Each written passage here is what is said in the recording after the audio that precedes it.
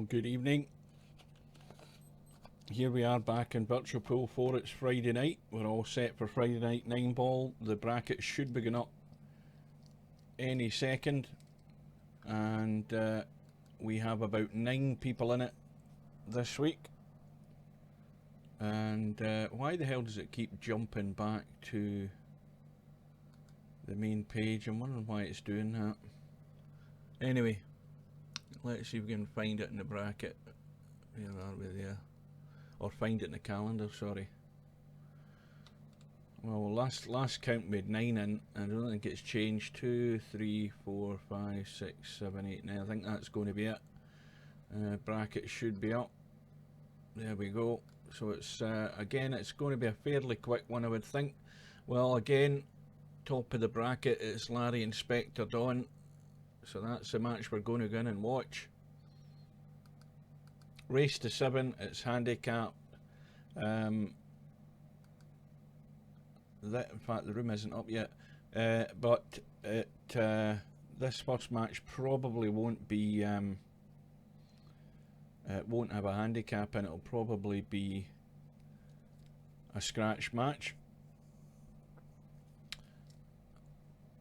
And there we go. Well, there's only one game up at the moment, but the buys, anybody who got a buy to the second round, their matches will be up in a second as well, I would think. So that's the match to watch, and I'll quickly change the cloth colour to blue. So, well, this is my last Friday night 9 ball that we'll be doing the full tournament for a while, because it's back to work on Sunday, so we'll be able to get the full tournament in tonight.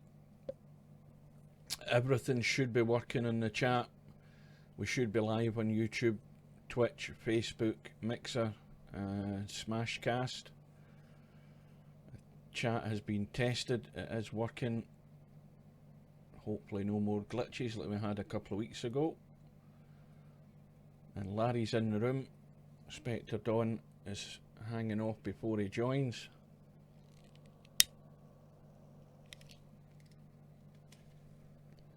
And he's joined. Now I think that's Larry nearest us.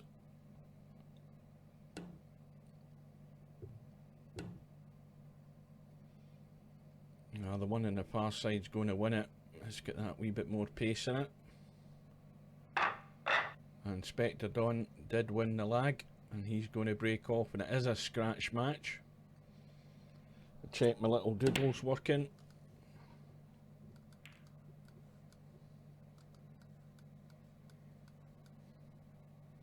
Everything's working fine. So, as we've seen umpteen times before on Friday night 9 ball, the way these balls are racked, it's not easy to get a ball in the break. We see an awful lot of dry breaks, and that's the first one of tonight's tournament. They've actually broken quite well, these balls. And Larry's knocked the blue, oh sorry, the 2 tight. It's a thin cut. Cue ball's going to be going up and down the table. He's going to hope it has to clatter into that 4 ball, which it has done. It keeps him in reasonable shape, although he's going to have to check this cue ball up off that left rail with a fair bit of inside English if he's going to try and hold for any shot in this 4 ball. And that's not bad. That's pretty good. Nice and gentle pot in the 4 to leave the angle in the 5 to drop down for the 6. Now has he gone far enough? Slightly the wrong side, but not a problem. He can just use a wee bit inside again just to help it across.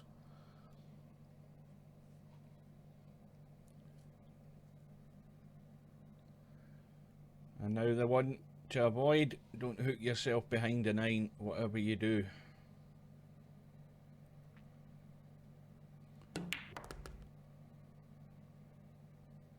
Needs to bounce a wee bit. That'll do it. So the crucial one as usual, getting from that 8 down to the 9, and it all hinges on the angle on this 8 ball. He wants to get right across. And this is a bit straight, so he's going to have to work the cue ball a fair bit here. Well, he's going to leave the high cut. It's there or thereabouts. Would have liked to have been the other side of that middle pocket.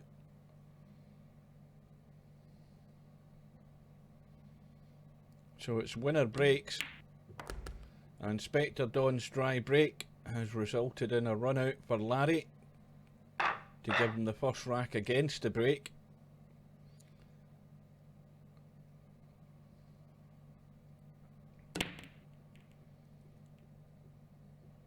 And Larry having the same problem.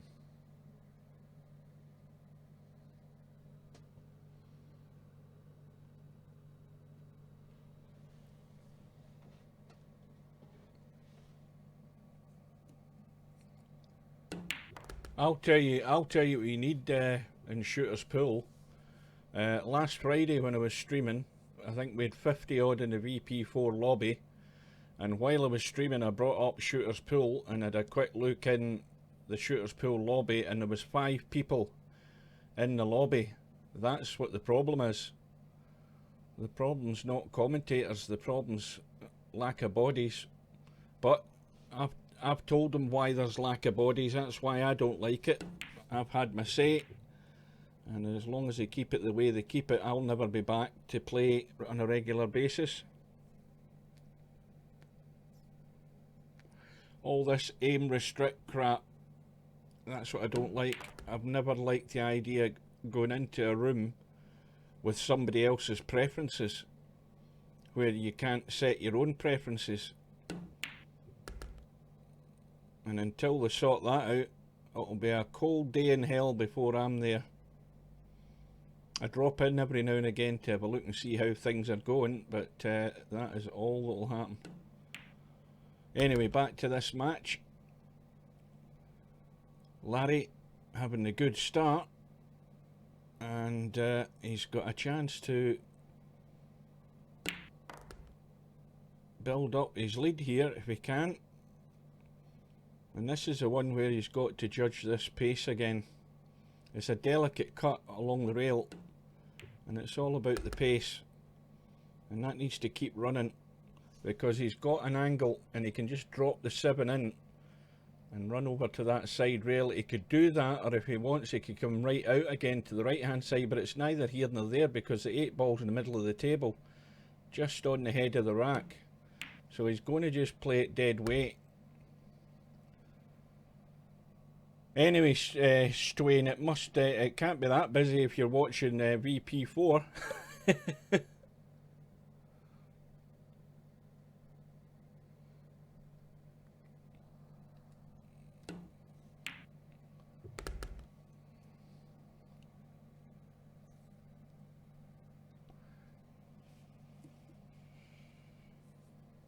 Well, that's a big investment, putting in promotional stuff for the game. That's more than what Virtual Pool 4 ever did.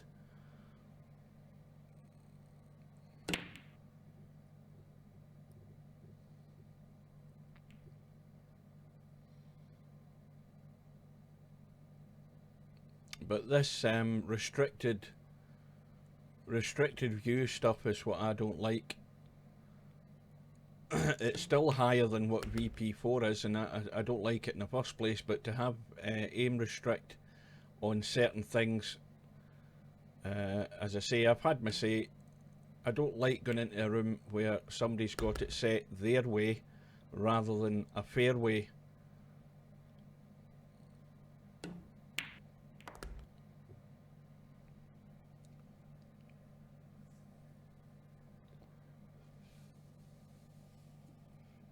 So Larry's had a good start. Spectre Dawn is now looking to respond, and he's going to have to force this cue ball here. Well, let's just say he could have played that better. Now what's he going to do? Is he going to go for a really thin cut? It looks like it. The double bank up and down the right hand side looks to have the better odds, but he's going for the thin cut and he's overcut it. And has he got lucky? I think he has, because the 6 isn't set to the pocket, and Larry can only just try and play the safe here and try and lock Spectre Dawn up. And he's going to go for the kick. We might get lucky.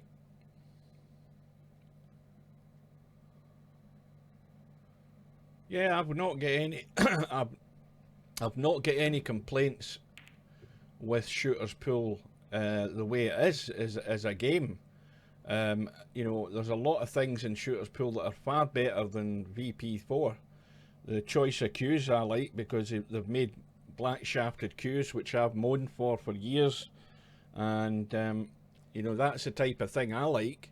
The choice that you have, you buy what you want. You know, I do like that. So there's a lot of good things that VP4 could learn from it. VP4 has just stagnated for 7 years basically, but it still has a lot more people playing it than Shooter's Pool, even though it might look a better game and it might have all of those other things in it. It's getting people to know about it. So Larry couldn't have had a better start. He's managed to steal that one from Spectre Dawn. Spectre Dawn cutting that 4 ball and finishing right in the middle of the table, leaving himself a really, really difficult cut in the 5. And Larry getting a ball in a break for the first time tonight, I think, in this match.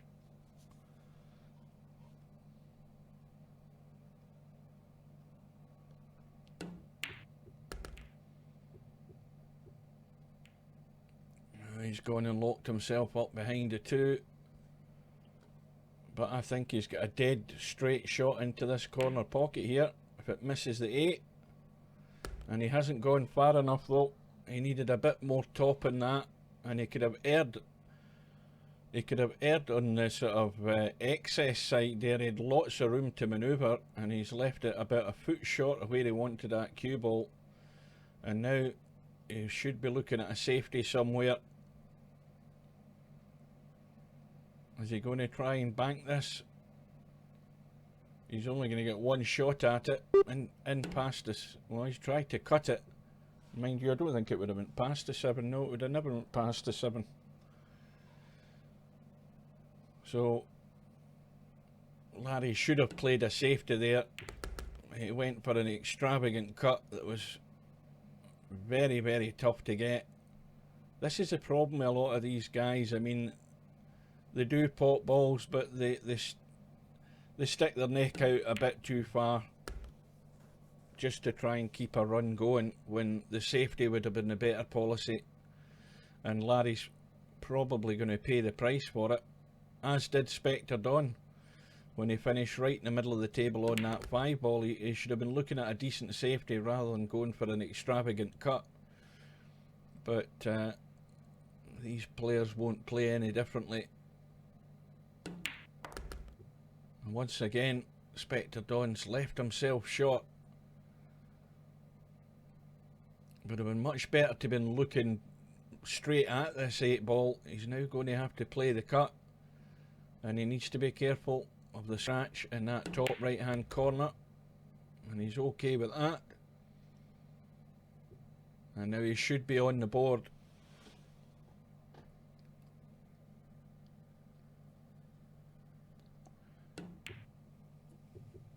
Oh dear, well, it's another error from Spectre Dawn, and Christmas has come early, well, certainly in this tournament for Larry, because it's now 4-0.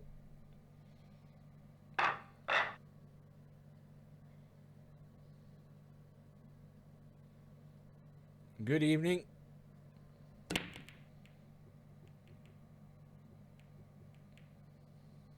Oh, look at the 9 ball. 9 ball just waiting to be knocked into the hole. Get any ball onto that 9 and it's gone. And it looks likely that it could be the 4 ball.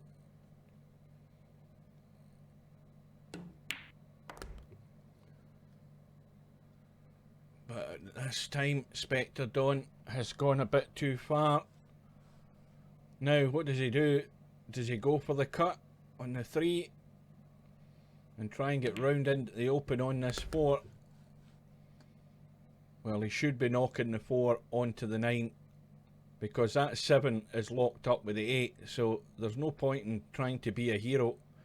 You just knock the 9 in with the 4, get the rack on the board. And he's off and running.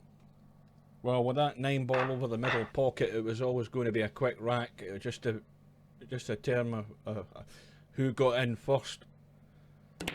Spectre Dawn took advantage. That's one of those sort of dead breaks again. And I still say, if you break too far from the left or the right on this game, you tend to get more of these dead breaks. It's a dead break and it's a dry break, and Larry's got no shot, trying to hide the cue ball. Well, he would have liked to tuck that right in behind the 8, and he's not getting any cover.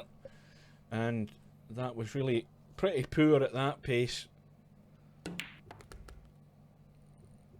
Spectre Dawn hoping to brush into the 7 and the 2 there to get them open. Gets no joy. And he's played a little stun punch shot in the 2, and he's got it safe. And Larry more than likely is just going to jump out of this.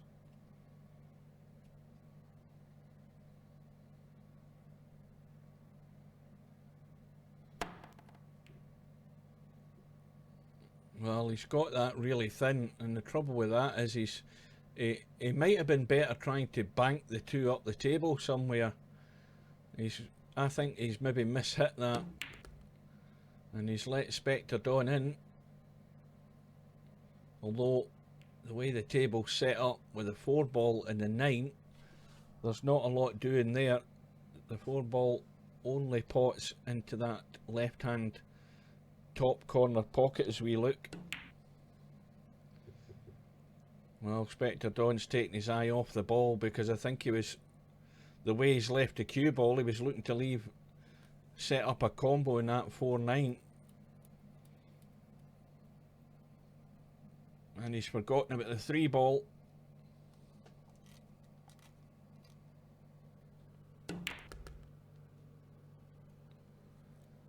Good evening. I think Stwain's went back to what do you call it, shooter's pool. He only dropped in for a couple of minutes. Good evening and welcome. Well, that's strange that though, that Stwain and Fluke shooter's pool players are joining the VP4 stream.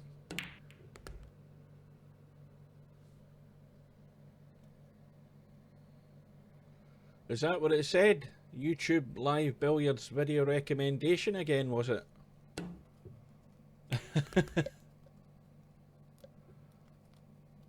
Well, Stwain was saying about the need commentary in shooter's pool. Why don't one of you guys do your do a streaming of a regular tournament? Nothing to stop you.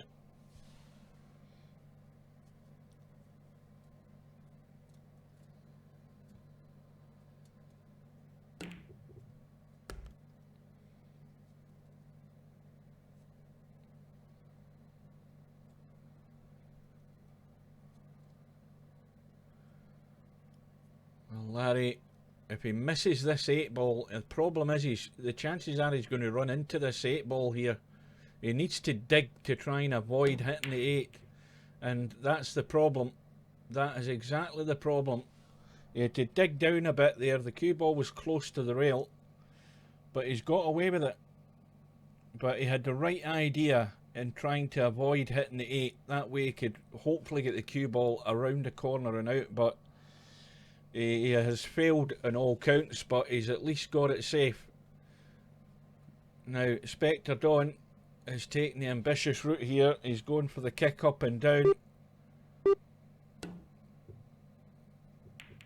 Oh, that's unlucky.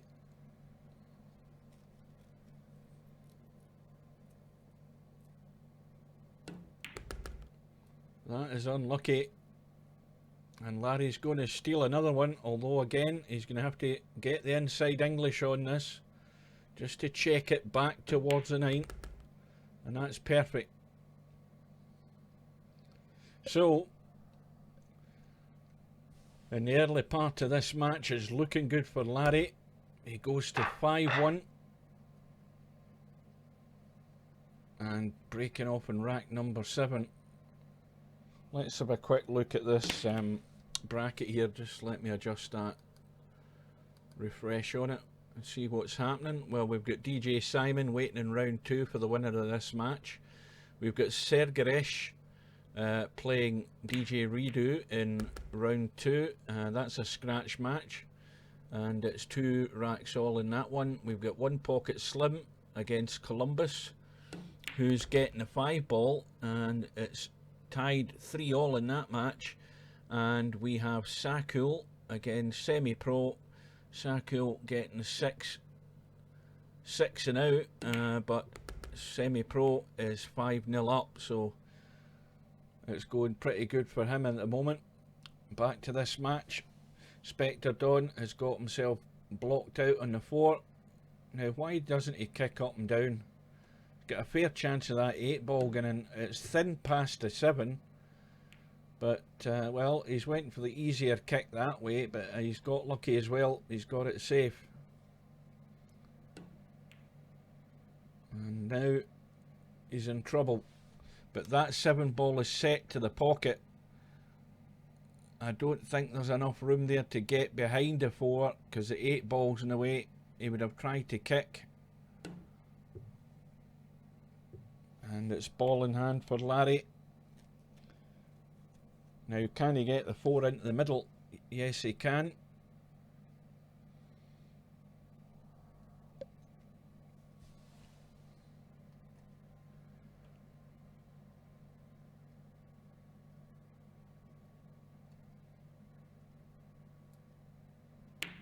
I've got a good idea. If they want commentaries in Shooter's Pool, as long as the hire me will do it, they can donate into my PayPal me account. I'll go a freelance commentator.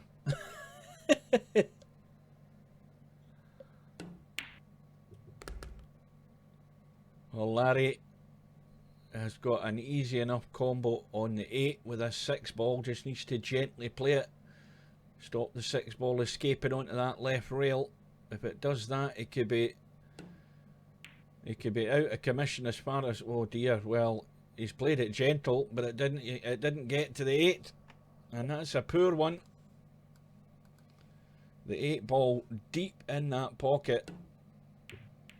And, well, it's a let off for Spectre Dawn.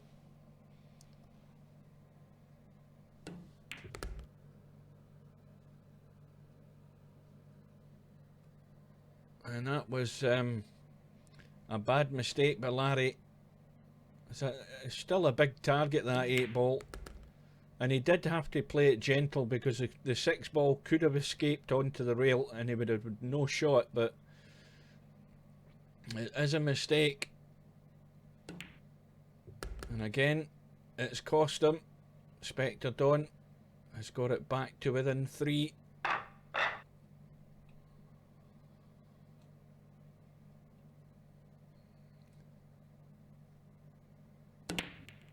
Now that one's broke a lot better. The ball's spread all over the place, but it's another dry break. And Larry has a shot in the 1, and he's more than likely going to have a shot in the 2 if he runs this cue ball into the 8 and the 3 here, so he could free up the 8 and 3. Although he possibly doesn't need to. It's set as a combo, but I don't think he can avoid it. But he can use this 8 and 3 to hold for the 2. Well, he's missed the 3. And now he's going to have to come around and avoid. This is a plan. He's going to have to pot that and try and come off here and get down into this area. Anywhere down there he can play the 3-8 combo, but he's not got a lot of angle to work with. And he's going to have to force this. And he just didn't get anything into it at all.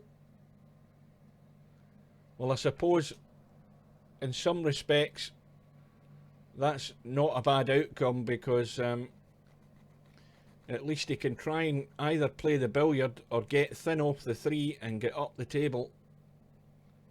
He could play a very thin edge, a coat of paint and no more. Now don't tell me he's trying to bank this, is he? Yeah, a coat of paint and no more is exactly what you had to play there. And that will do.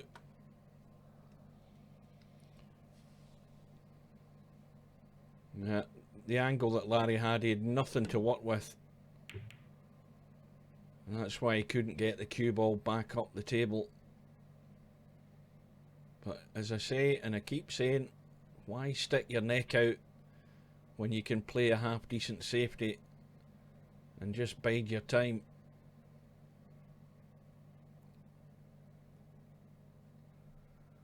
And this is not easy to judge here for Larry.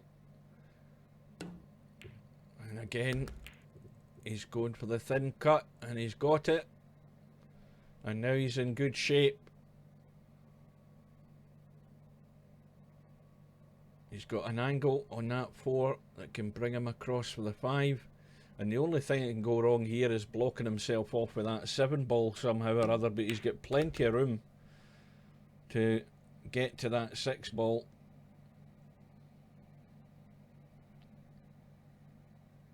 I'll have a quick drink.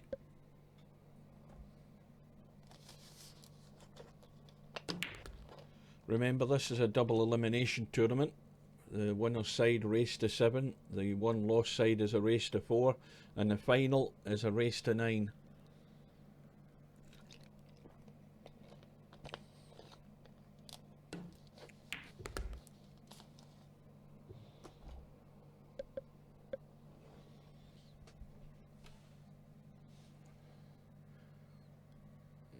What's he got here?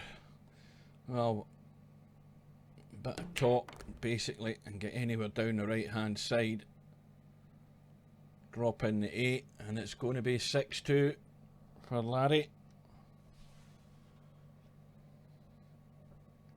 Well, we haven't had a result come through yet, or if we have, I've missed it. We saw that Semi-Pro was 5-0 up. I think that was his second round match. I think every other player got a bye. And so Larry now is sitting on the hill, leading by 6 racks to 2.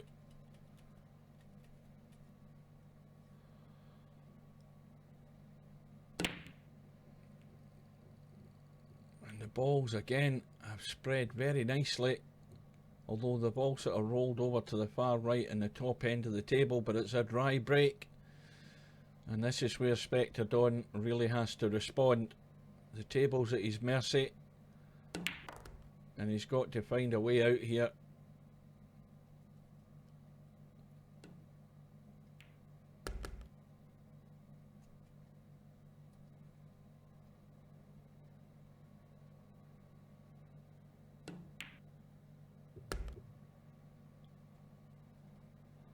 I think he's again just gone a wee bit, no, he's going a wee bit of right hand side, spin over.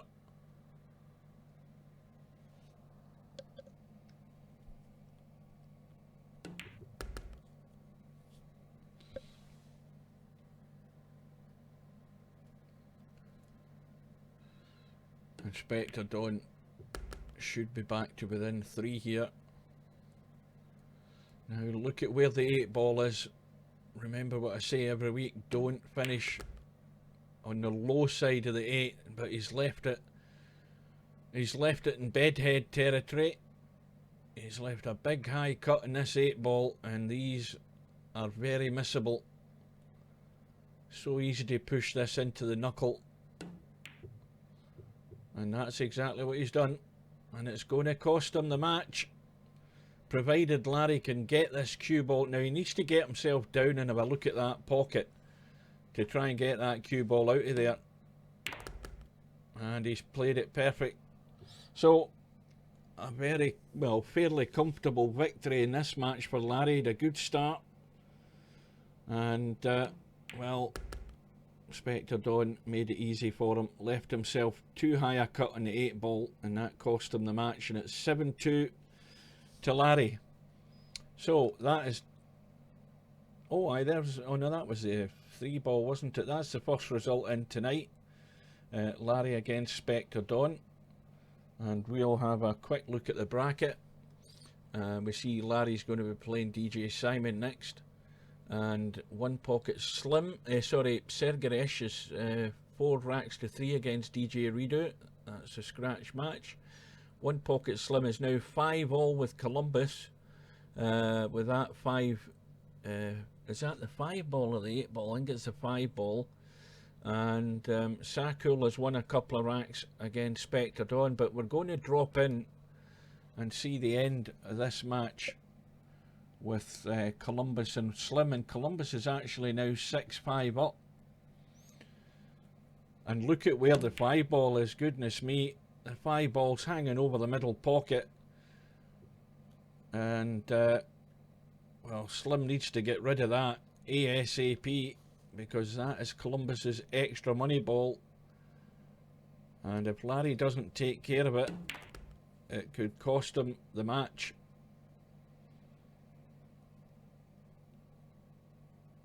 Now, it'd be ideal if he could finish in the bottom side of this 3 ball and try and push it onto the 5. But I think he's a bit straight in this too. He's got a bit of an angle. But he wants to get somewhere, anywhere up there, to try and push that 3 onto the 5 and get rid of the 5. It's a big risk leaving it there.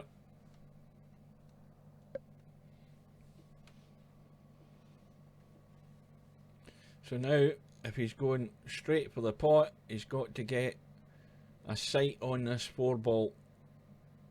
And he might play this with inside to come up the right hand side. He might try and push the cue ball that way.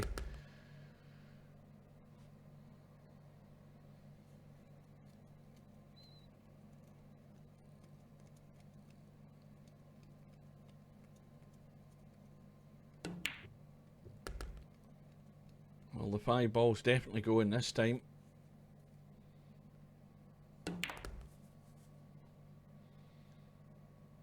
Now this could go wrong. Again, he's left this awkward angle. He's going to be dropping across to the right hand side. He could block himself off on this 8 ball. Well, he's just got the pace a bit too much. And now it's a blind pocket shot into this bottom right. And this is make or break.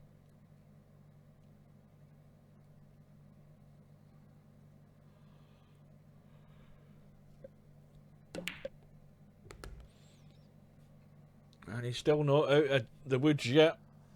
Got a good pot in the 8 ball. But a delicate, well, he's gone all out for the bank. And has he got lucky? No, he hasn't. And so Columbus has been gifted this 9 ball for the match.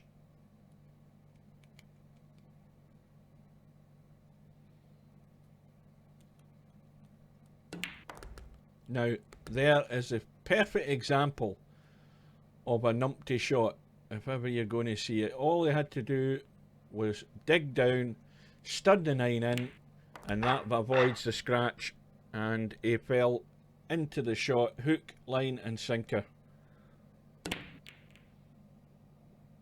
And that is the perfect example of it. A really, really poorly thought out shot there.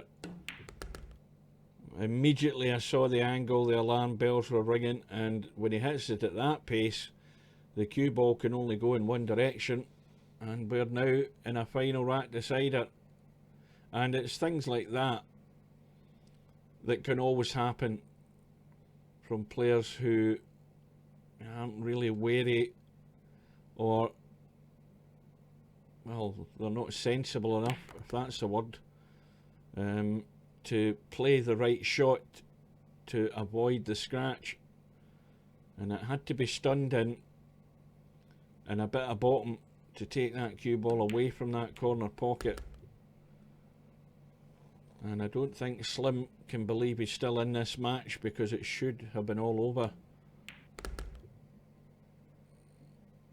Well, it has to be said, doesn't it? I mean, that is so... It's just so silly to be playing shots like that. I mean, you could... It was sticking out like a sore thumb.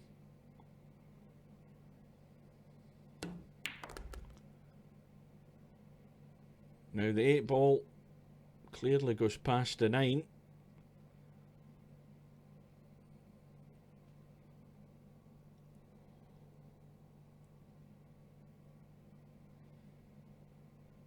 Well, it looks as if he's going to have to be playing this from a bit of distance, so... Oh, what's happening here? Where's he going? He's okay. But has he gone dead straight? He's plumb straight. Now, what does he do? Does he run through behind it and leave the 9 ball long? It looks as if that's what he's doing. No, he's digging down.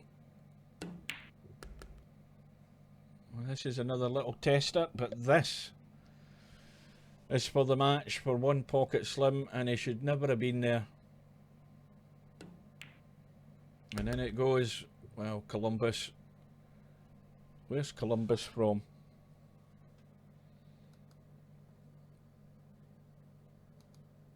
He's from Turkey. Well, that was certainly a crazy shot, if ever you see that. But One Pocket Slim wins the match 7 racks to 6. And let's have a look at the bracket now. The bracket should be all squared up. We've got all the second round matches underway. One Pocket Slim's first through to the 3rd round. We've got, now what the hell's happening here? We've got Larry playing DJ Simon, and for some reason the bracket isn't showing a handicap. Now I can't believe that DJ Simon isn't getting a handicap. Meanwhile, the second round match was Sergaresh and DJ Redo. It's 5-4 to DJ Redo, and Sakul and Semi-Pro. Well, Sakul's got another 2 on the board. Semi-Pro on the hill. And it's now 2-0 to Larry, and they're still... Let's go in and have a quick look and see what's going on in this room.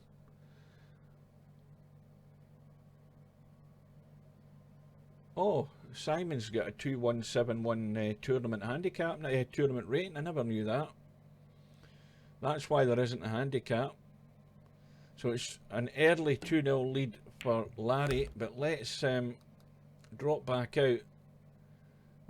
We're going to nip in and see the end of this match with Semi-Pro and Sakul, because it's now 6-5, and Semi-Pro had a 4-0 lead.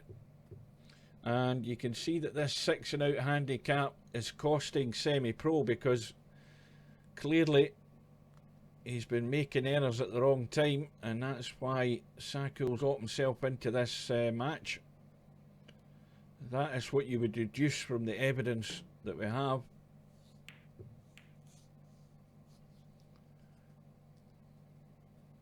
The 2 ball and what looks to be the 8 ball, I think. Is that the 8 ball? Yes, it is. Well, they're locked up in the middle of the table doing nothing.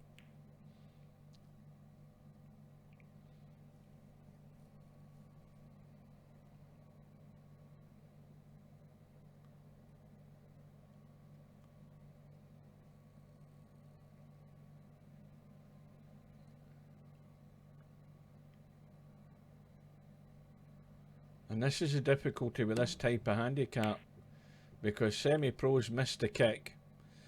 He's given Sakul ball in hand, and the question is whether, well, we'll see what type of thinking this chap's got, because is he going to, I mean, there's no way he's going to pot the 1 and the 2 ball unless he does something to break them out.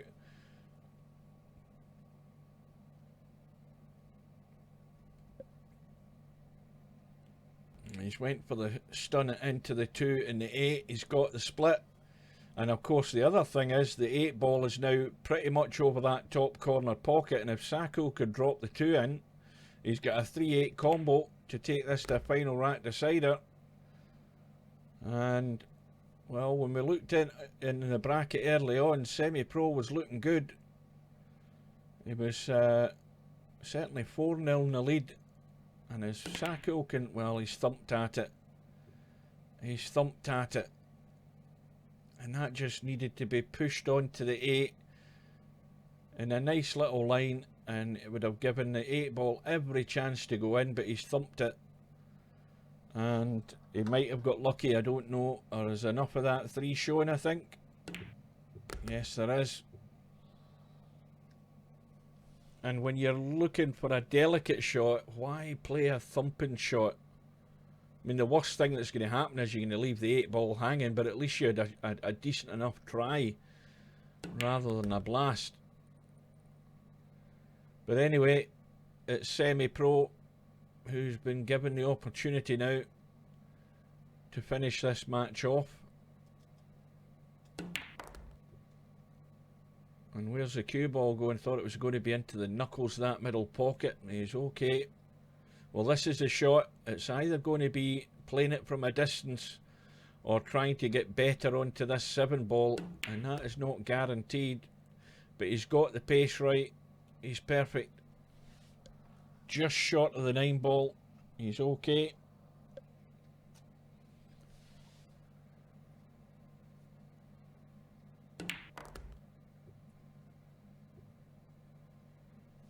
I don't think he can stay there for the 9. The angle he's got, unless he just rolls this in dead weight, but you would think he's going to have to go up the table. Well, he's rolling it in dead weight and he's leaving it long. So this 9 ball to take Semi-Pro through to round 3. I'll have another drink. And in it goes. So, well, the shot that Saku played wasn't as daft as what Columbus played in that last match, but it still wasn't played with an awful great deal of thought. When you're fairly close to both of the balls, you have to play it, and with the 8 ball being where it was, you have to give it every opportunity to get to the hole. So you play at a nice gentle pace to get the line onto the 8 ball to help the 8 ball in, and he blasted it, and that's why he's now in the 1 loss side. So Semi-Pro wins that match 7 racks to 5. Another look at the bracket, and we can see that One Pocket Slim is now going to be playing Semi-Pro, and that is definitely going to be the match we're watching next. We're hoping to see some decent 9 ball.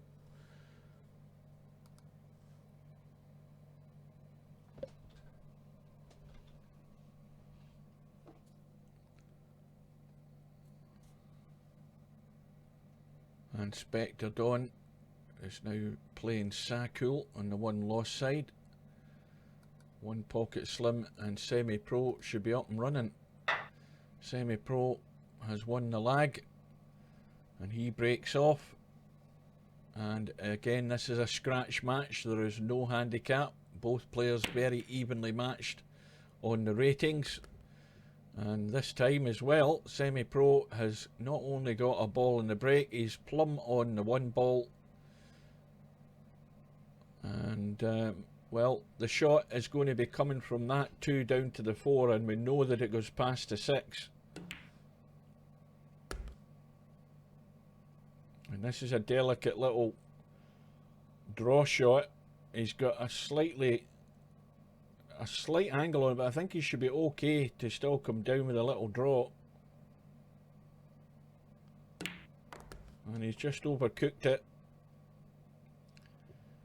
Or he's undercooked it, whichever way you want to describe it. But he's got a nasty little cut back. And now, of course, the cue ball is going to be running up towards that 9 ball at the top end of the table. But we know the 5 goes past the 6, so that should be part of the plan, that he's going to be ending up playing this 9 ball long if he can cut the 4. And he's missed the 9 ball, which is ideal, and that brings the cue ball around the angles and back up the table. And the safest bet is to run through and come off the bottom rail and back up the table. Don't try and leave yourself on the short side of this 7 ball, because you're in danger of blocking out. If you go higher, well, he's certainly went higher, but he's missed a 5, and that's a bad one. And really, he overhit that by quite a margin, because the cue ball shouldn't be away up there. He's blasted it, and it's given Slim a chance to pinch the first rack here. Now, he's looking to see if he can stun between the 6 and the 7. I think he's dead straight though. If he's trying to stun onto the 7, maybe. No. Oh dear. Well, it's catching, because Semi-Pro's had a blast at one. Slim's had a look at where he wanted to put the cue ball. In the end, he did neither, and he's missed a 5. And it's now been gifted back to Semi-Pro.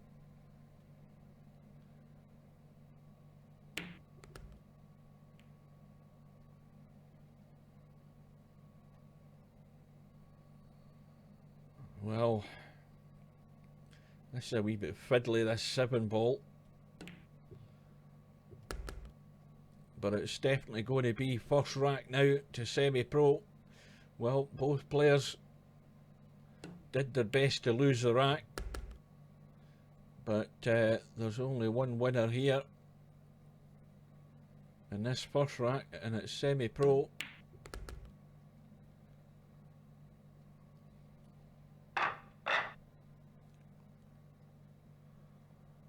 So rack number 2.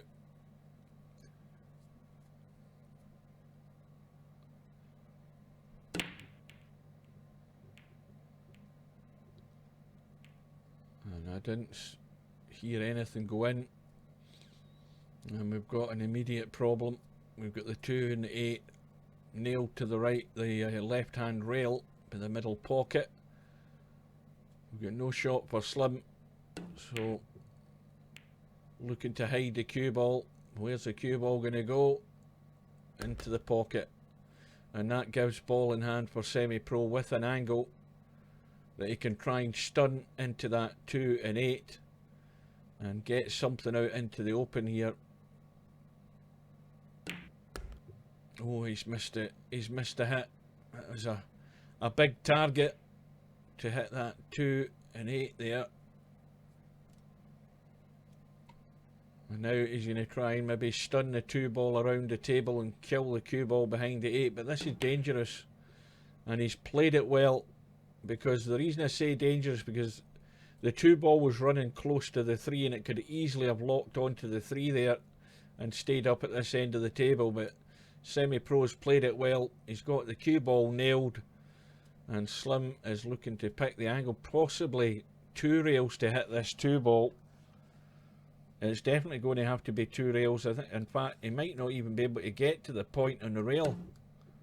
Yeah, that was difficult to judge, but Semi-Pro has got the reward, but he's still got problems to deal with here. He's got ball in hand, and now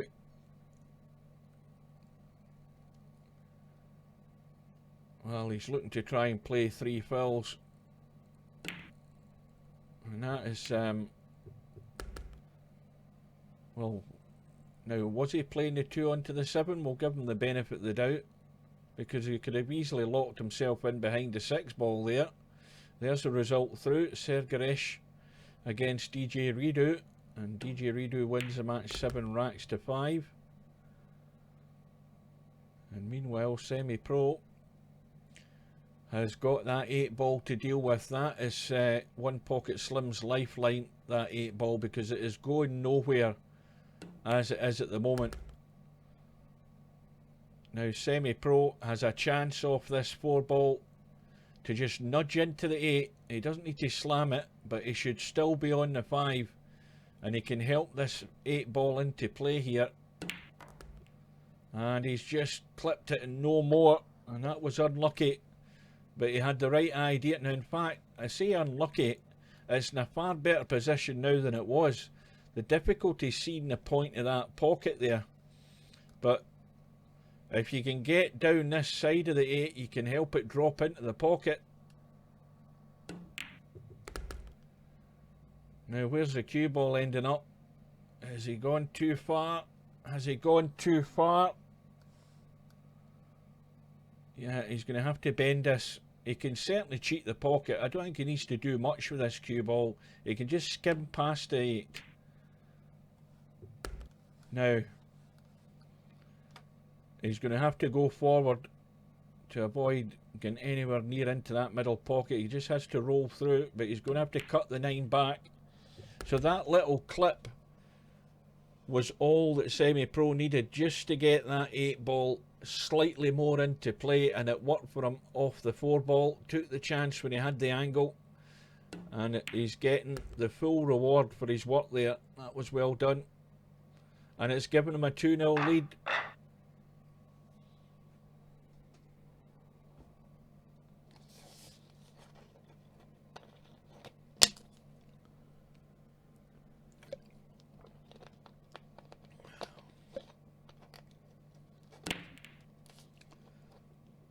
And the 1 ball and the 7 ball have gone. Now, are we going to see an attempted billiard here by Semi-Pro? We haven't seen many billiard shots, but that 2-9 is a perfect billiard to just nudge the 9 into that corner pocket. Glance off the edge of the 2, play the billiard from the cue ball onto the 9. Well, it's done everything but go in. That was unlucky. Now, what does Slim do?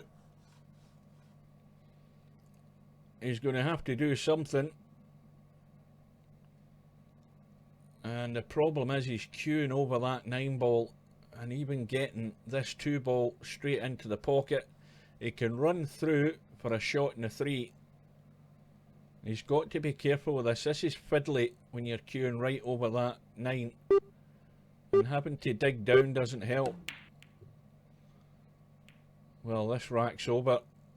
I don't know what he tried there. Did he try to knock the 2 in off the 4? I think he sort of gave up hope halfway through the shot. And it's now 3-0.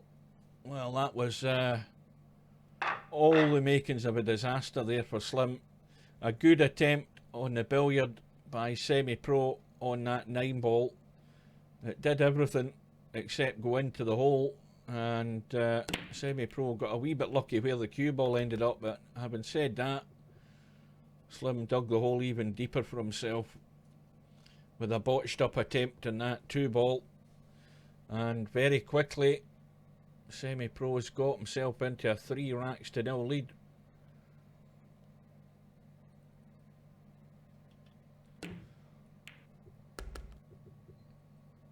Well, that's a bit of good fortune. The thin cut in the 1, but the kiss on the 2 has somehow got Semi-Pro back into shape here.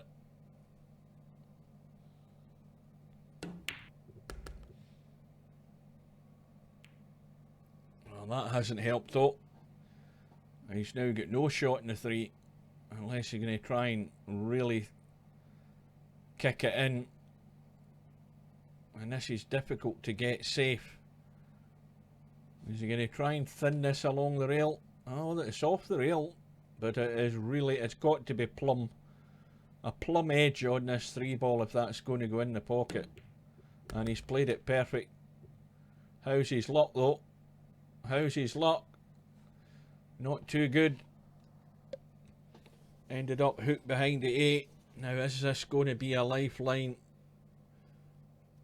for Slim in this match? He needs to get into it fairly rapidly, I would say. And as that cue ball goes far enough, he's going to get his chance. And he's going to have to work for it though, because the 7 ball is on the rail, more or less. In fact,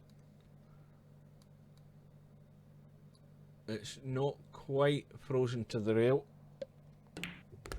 He's got to find the gap. And he's got the gap.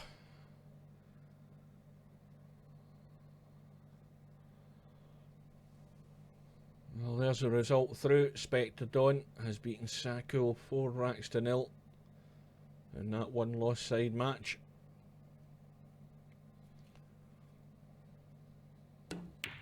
Oh dear, he's punched it off the rail. Now I wonder whether he actually looked closely at that 8 ball, that 7 ball to see if it was just off the rail. I don't know whether he did, but when we zoomed in we could see that it was just off the rail. And Semi-Pro again has a gift.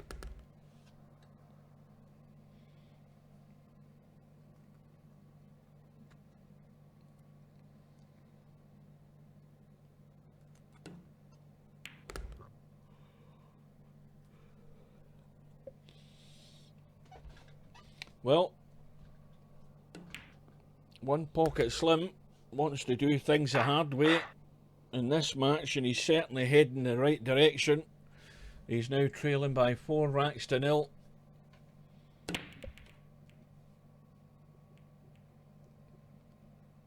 Semi-Pro breaking off in rack number 5, and he's come up dry, and Slim has got no real shot, although he's got a thin cut into the top left.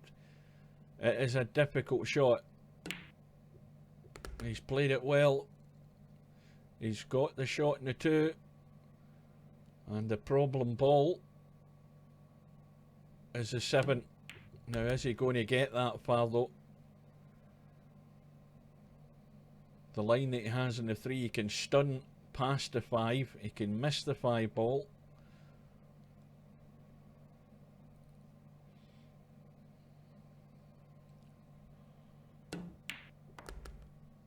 Well, he's played the draw, and he needs to play a gentle little draw again. And these are the hard ones to judge, just to get right. You've got to be just below the equator, not too much. If you're trying to play a stunny draw shot, that's one that allows you to play the shot a bit firmer, knowing that the cue ball will come back, but it won't bite back. Slim played that with a lot more bottom, but he had the pace right, and he's now sitting pretty good on this 5. But what does he do about this 7 ball? Can he get the... Oh dear, well, we're jumping ahead of the game here. Slim's found a way to miss the 5, and he's... maybe he didn't like the 7 ball, and he's going to leave it up to Semi-Pro to deal with the 7 ball. Well, Semi-Pro is going to deal with it by running into it if he can.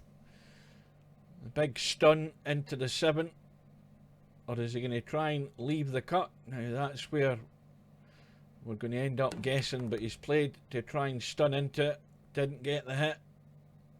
He had too much angle, as a matter of fact.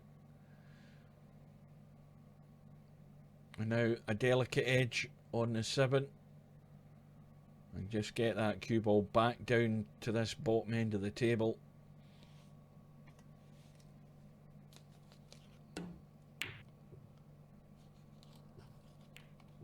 Well, that's a strange one, because I haven't a clue what he attempted there. But it's actually worked. He's got lucky. He's left nothing on here for Slim. Now what does he do? I mean, he's pretty much got to try and make this combo. It is by far and away not easy to line this up at this distance, but he's not really got much other alternative here, has he?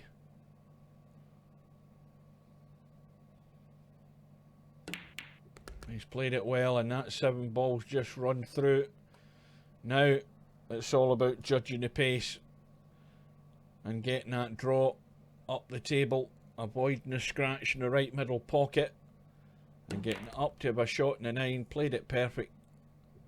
Well, Slim has got out of jail in this rack, missed an easy 5 ball, and gets himself back in to pinch the rack, and he's got 1 in the board, and he's still trailing by 3.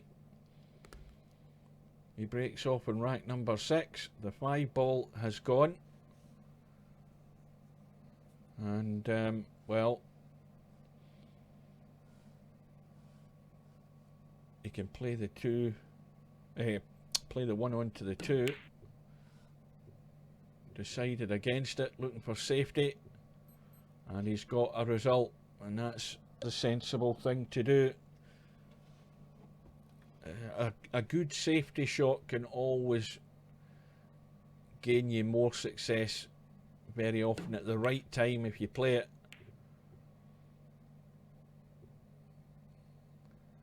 Well, Semi-Pro has got himself out of the situation.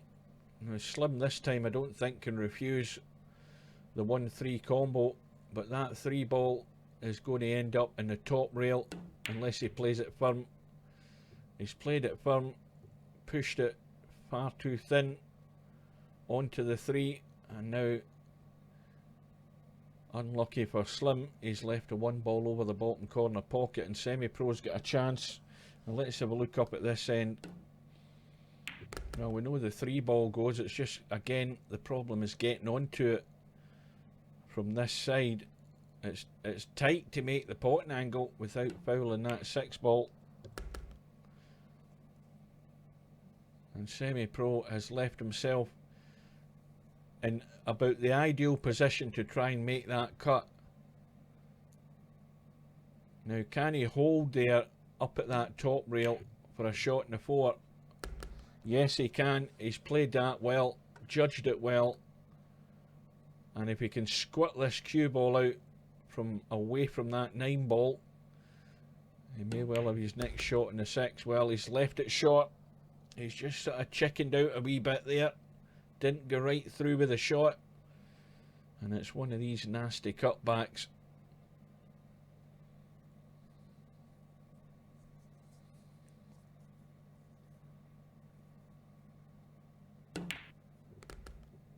Oh, and that needs to just stop running. Doesn't want to leave too much angle. But he's now in pretty good shape to drop over for this 8 ball. Ideally, he wants to drop this into the middle pocket if he can.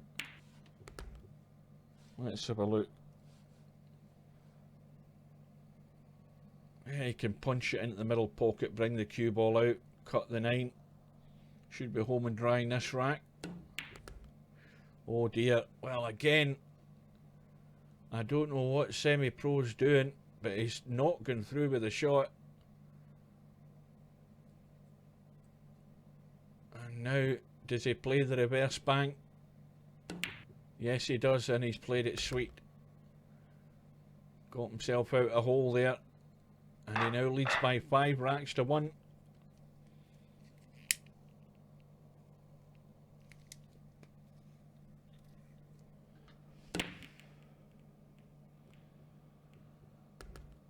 Now, what was that dropped in? Something dropped here, I didn't catch what it was. It was the 7 ball. And an awkward shot on this 1 ball. It's an easy safety though. But he's going to go for the cut. And he's dropped on nicely onto the 2.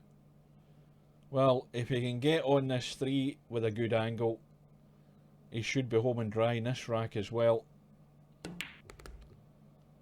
And he's going to have a bit more angle than he would really have desired, but he's still in good shape. Anywhere down this bottom left half of the table will give a nice shot in this 4 ball.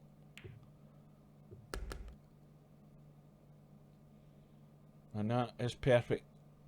Absolutely perfect. Just kill the cue ball for the 5.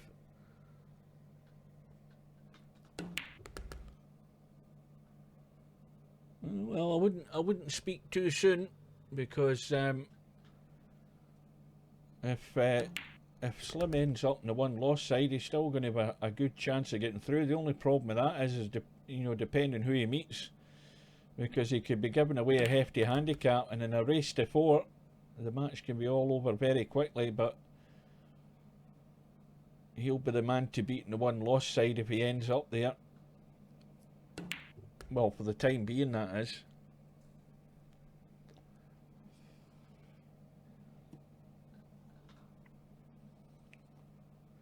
So Semi-Pro takes himself to the hill, and he leads by 6 racks to 1.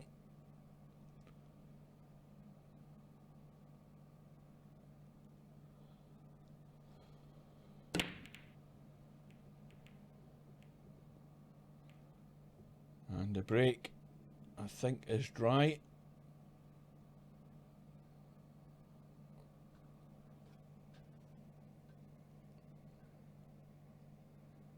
Well, this is tough if he's going to go for this. Yeah. Looking to get it safe, but that cue ball, as it squirted out. Know it. Let's have a look. I think looking at it from this angle, he can get to the one. Yes, he can. He can just get to it, no more. It was like a cigarette paper's width to get to that one ball, and he's got the potting angle, and he's got a reasonably good shot in this too. But he's overcut it. So easy to overcut these.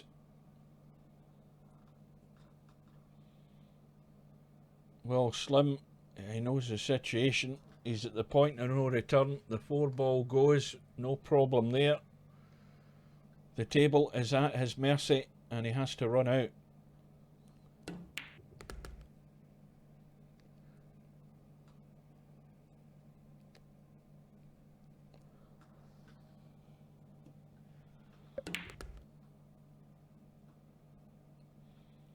Well, is he going to be hitting this 8-ball? He certainly doesn't need to hit the 8-ball. He can draw off this 4. And he's under hit it. He needed to come back another 4 or 5 inches there to make this 5-ball easier. Now he's going to have to work the cue ball. He's not making it easy for himself. And this is a shot just to get him back into shape here. He wants to just play this with a wee dab of inside right English, just to stop the cue ball going away, but he's decided he didn't like that and played the bank instead. Gets the job done, but can he follow through and complete the job? So this 8 and 9 ball to stay in the match.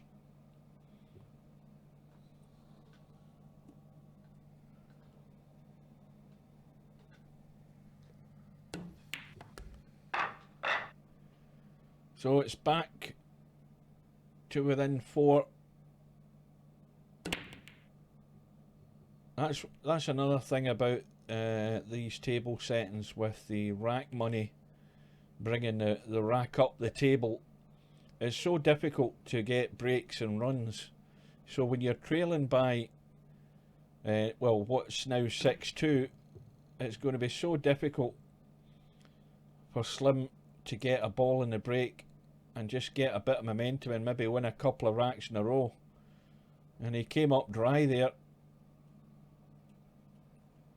That's what makes it so difficult to get a momentum going and winning racks, to try and get yourself back into a match.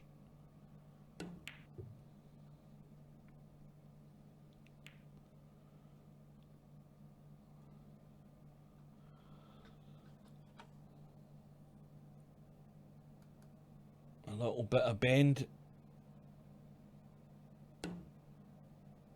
and he just avoided following it in, but he's got a shot in the 2.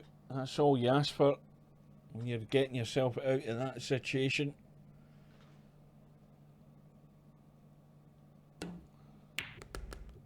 Needs to keep going. That looks pretty good pace, and that'll do very nicely indeed.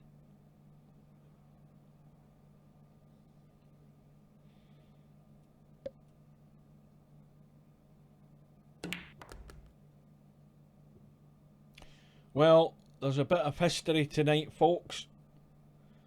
For anybody that's watching, this is a historic game of Virtual Pool 4.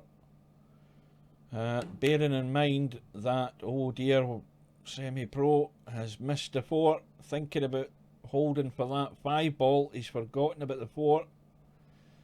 It is a historic night because for all the 20 odd years that I've been playing the series of virtual pool games,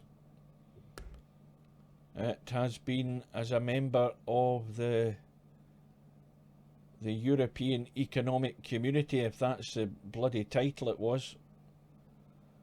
And in less than 3 hours, in 2 hours and 50 minutes time, the UK, and I use that term loosely, United Kingdom, will be officially no longer a member of the EEC, the European Community, as finally Brexit has happened. But I would just like to make it clear, for anybody who's wondering, that democracy in the UK works very strangely, because we have got 4 nations that make up the United Kingdom, and when we had the referendum some 3 years ago, Scotland voted to stay within the realms of the economic community, but the way that democracy works in this country is you do what the English say, and England voted by the majority to leave the European Economic Community, and Scotland gets dragged along with it, whether it wants to or not.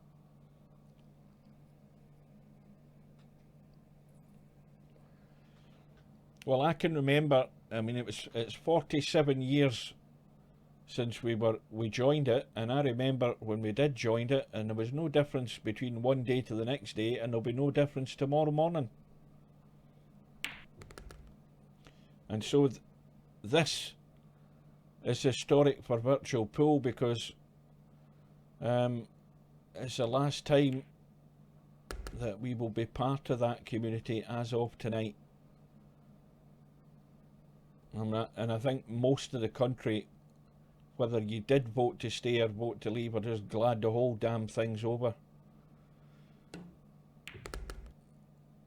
Now, is One Pocket Slim going to work himself back into this match? He's still trailing by 3. He might have enough of a little angle on here just to stun. And, well, he just chose to run through, but he's just going to drop the 5 in. Now, meanwhile, Spectre Dawn is marching on that one lost side. Well, I forgot. Spectre Dawn got to the one lost side first, so he's going to be one of the hot favourites over there to get to the final. Now, after this match, it's all a question of who's going to end up there with him. Slim gets it back to within 2. And he's got the 2 ball in the break. He has a shot in the 1. Now, does he try and play this delicately? Well, he's went for the bank. He'd a quick look to see if that 3 ball would go past the 8.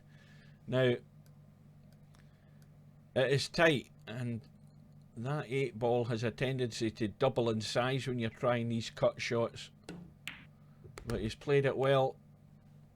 And that 9 ball almost threatened to scupper his shot there, but he's still okay.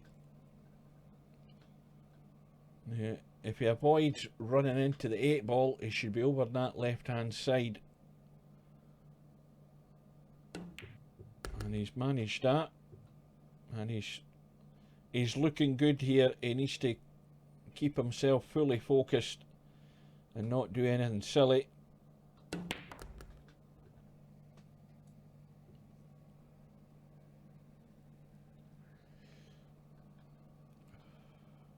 Well, this next shot after the 6 is the one where he needs an angle.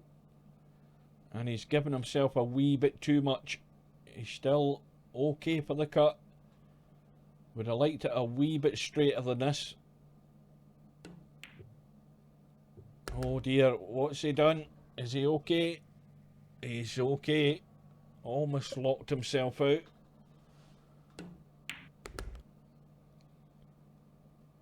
But One Pocket Slim is still in the match.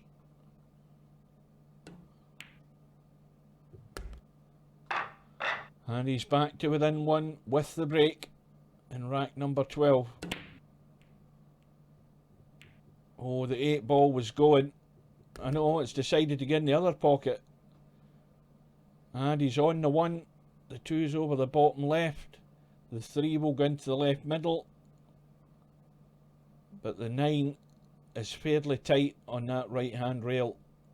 And the 6 is in the bottom rail. So he's going to have to earn his crust if he's going to win this rack.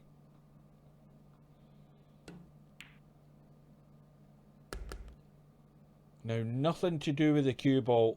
Just avoid running into the 6 when he cuts this 2 and give himself a sight in the 3 ball. Now, what sort of angles he got here? Well, he can just drop this in and come out behind the 7 and leave the cut in the 4. It's just a very gentle shot. Just help it into the pocket and no more.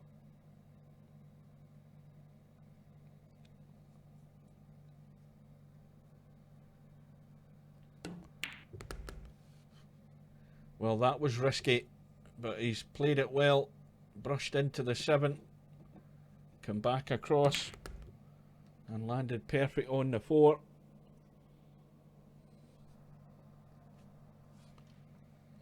And this is the one that's the problem. He's got the wrong angle on the 5. Lots of inside right English to check the cue ball. Oh, a nice little nudge would help. That is beautiful. Well, he's going to have to punch it in with a wee bit of help in English again. And this is a toughie. Now, let's have a look. Again, this is off the rail. It's not touching it. Now, the last time, well, he's left this really difficult now. The last time, I don't know whether he looked, but he's certainly looking now. And Larry has beaten Simon by 7 racks to 6. It went all the way in that match. And Slim, well, he's now played his last shot. And that was always going to be the tough one, getting good on the 9. And Semi-Pro just needs to drop the 9 in. And he wins the match by 7 racks to 5. So the tournament now has been on for an hour and 19 minutes or so. We'll have a quick look and we will see that Larry is now through to play Semi-Pro for the hot seat. It's the hot seat match, and that's the match that we're going to be watching next. Meanwhile though, let's have a look, hang on. On the one loss side, well, both of those matches are going to have to wait. Where is... Hi. Yeah, Sergaresh and DJ Simon are playing, and they're both going to have to wait until this match that we're about to watch is over. No, tell a lie. I thought Larry was through to play the hot seat. I'm talking rubbish here. I'm forgetting Larry's still to play DJ Redo. Right, in that case then, yeah, I'm ahead of myself here. I'm looking at the bracket thinking it's still to update, and I'm forgetting Larry only played his 2nd round match, so Larry's now playing DJ Redo. Semi-Pro's the man that's going to have to wait a little while. So what we'll do then is we'll nip over and we'll watch the DJ Simon match against Sergaresh. Remember, one lost side is just a race to 4, and player 1, who's Sergaresh, is getting the 8 ball as his extra money ball. And what I'm going to do is I'm going to turn off the heating because I'm beginning to boil. I'll be back in a minute.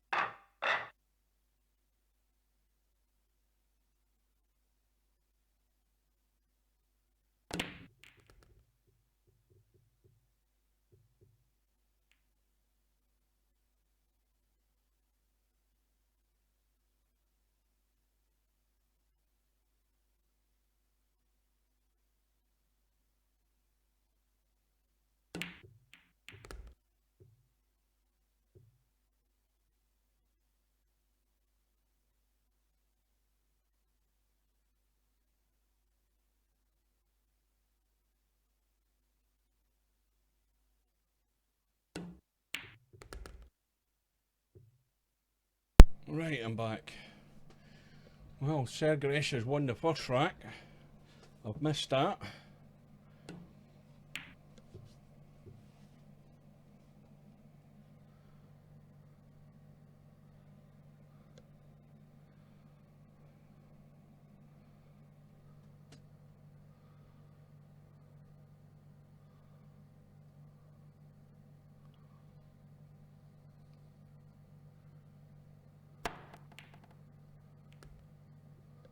That's a good escape there from DJ Simon.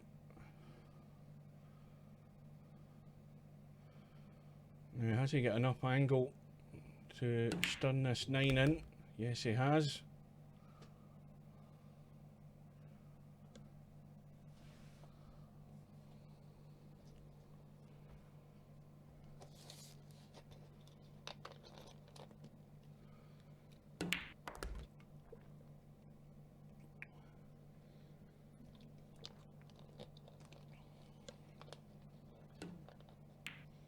Oh, is that going to hang up? Yes, it is. It's going to hang up. And Sergaresh has been gifted the second rack. I don't know what happened in the first, but mistakes like that down at the business end of the rack are just handing it over to your opponent, which isn't very handy when it's only a race to 2 on this one loss side.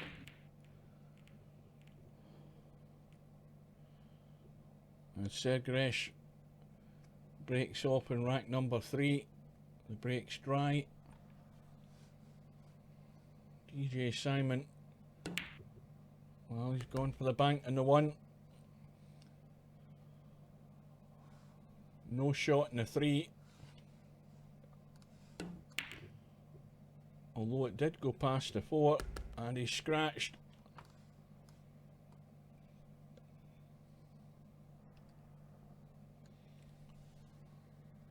Well, we've got that cluster up the top end of the table, so Sergaresh, with ball in hand, really obviously has to do something to get into them. And he's done as well as he can there.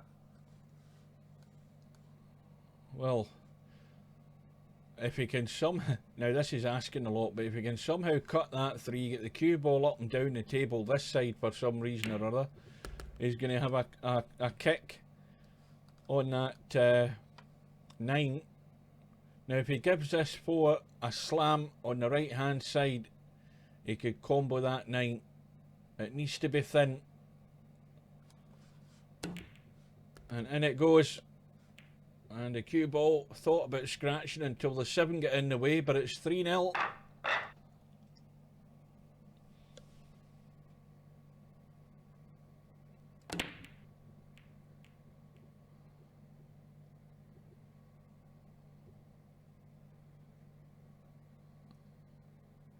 And another dry break, and this time though these balls are sitting perfect.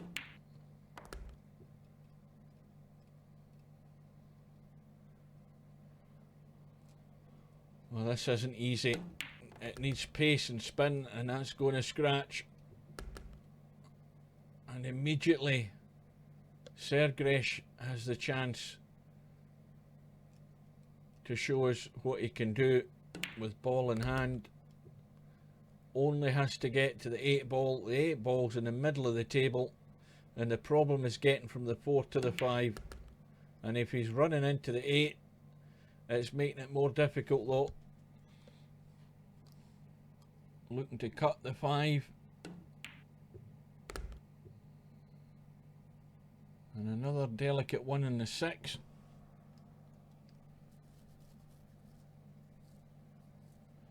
And this is a difficult one, but he has to go across the table twice here, I think.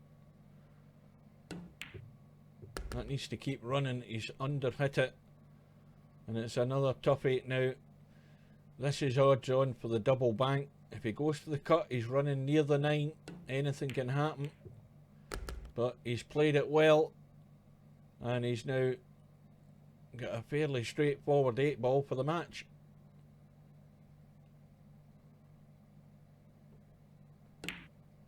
And there it is. And Sergaresh wins the match by 4 racks to 0.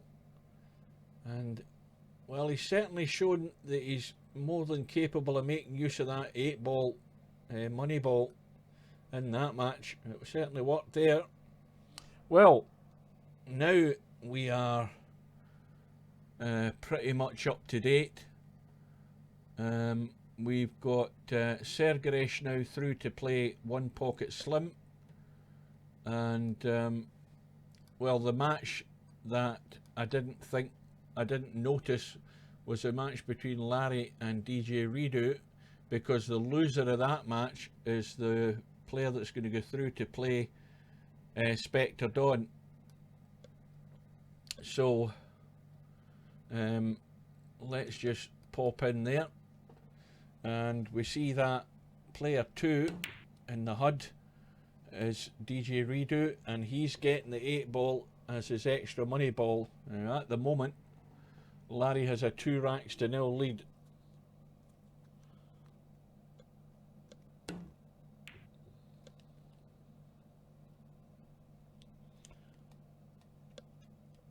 Well, he certainly judged that to perfection as far as safety goes. There is not a lot that Larry's doing with this 4-ball, unless he's going to try and hit this extremely thin.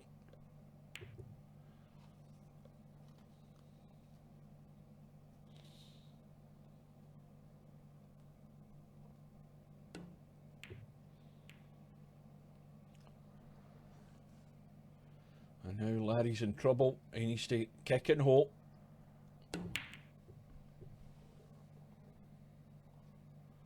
Is that going to squirt out far enough? No, it isn't. Well, Larry got his reward. Just got to kick and hope you get lucky. And he's got it safe. And likewise for DJ Redo. Nothing doing here for Larry. Now is he going to try and hide up in that corner up by the 6-ball? Well, he's trying to use the 8-ball. Now has he got there? No, he hasn't.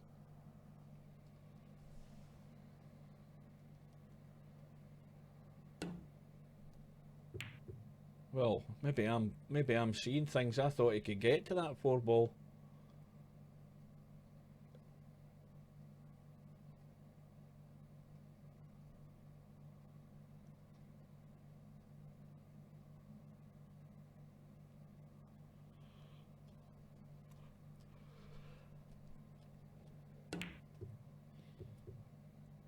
Larry's made the mistake. He's going to scratch as well.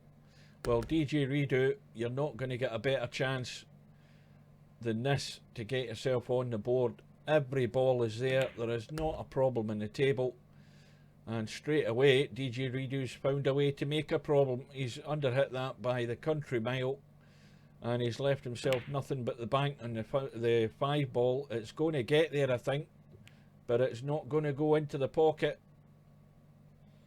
And that's, again, no excuse for that shot with ball in hand. Really poorly played.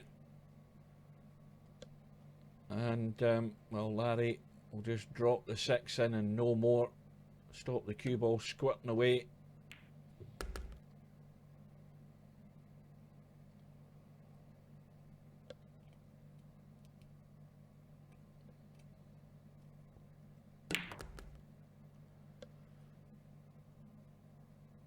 Well, you're playing into players like Larry. You're playing right into their hands when you do silly shots like that with ball in hand. There is absolutely no excuse. So poorly played. Under hit by a mile. Huge margin of error to get on that 5-ball. And to have ball in hand and not get there is really, really poor. And that's why he's trailing 3-0. Simple as that. Meanwhile, Larry's broke off in rack number 4. Got a ball in the break, got a shot in the 1, shot in the 2. They're all there. And he's left this awkward though. This is a tester. Always a tester, these shots, and judging them right, picking that angle.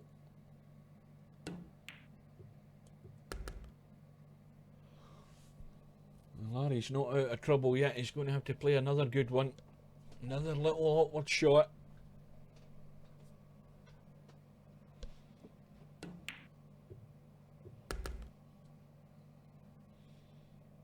Well, he's got a big margin of error here, but he doesn't want to go anywhere up that left-hand side where he's going to be threatened by that 8 ball. And he's made sure of that, and he's perfect. Nice angle in the 7. He can just go through off the top rail. Can go onto the side rail if he wants, but probably just off the top rail. And as long as he gets high enough, he'll be sitting plumb in the 8 to drop onto the 9. And it'll be 4-0.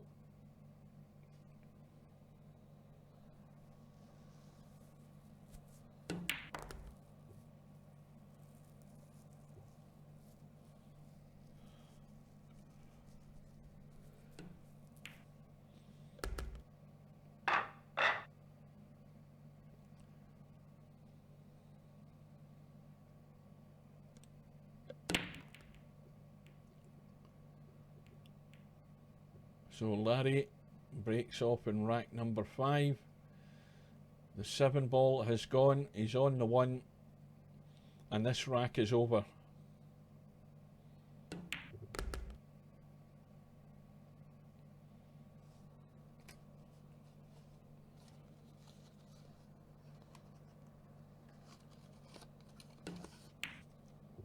Well, commentator's curse.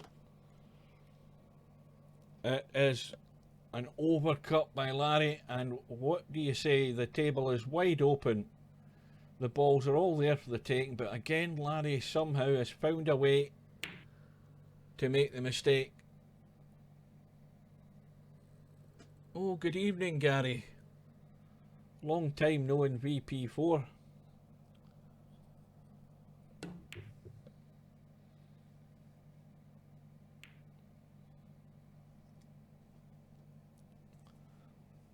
Well, Larry's managed to get it safe there, but what a miss on that 2 ball. The table was at his mercy. I had given him the rack. DJ Redo has got the hit on the 2, but hasn't got it safe now. This is Larry's second go. Now, surely he's going to do it this time.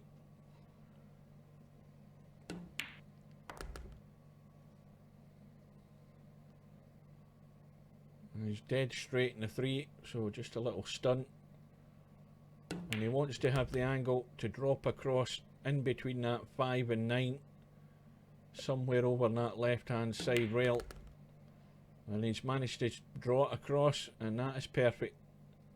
Has the nice little angle to work with. Ideally, he wants to go up the table to play this 6 into the middle. Now, he's neither here nor there. Again, a huge margin of error. If he'd overdrawn that and gone up there, he'd have still been more perfect than he is here. He's just finding ways to give himself trouble. But he's managed to get there. Or has he gone far enough?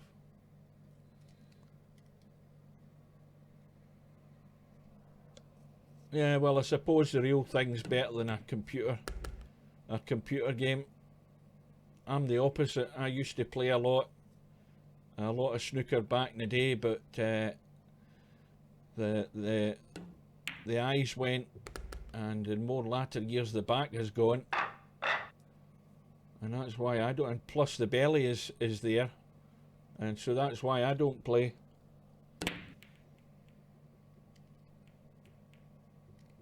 In my case, it was a case of quitting while I'm behind.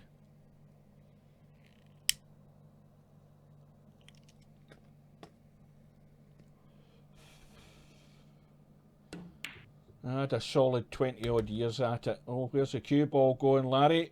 Where have you found problems again? Well, he's 5-0 up here, but if DJ Redo had taken his chance earlier on and hadn't played a silly shot, he could have been on the board. Now, is he going to be able to follow through this time? And remember, he just has to get to that 8 ball, which is over the left middle pocket.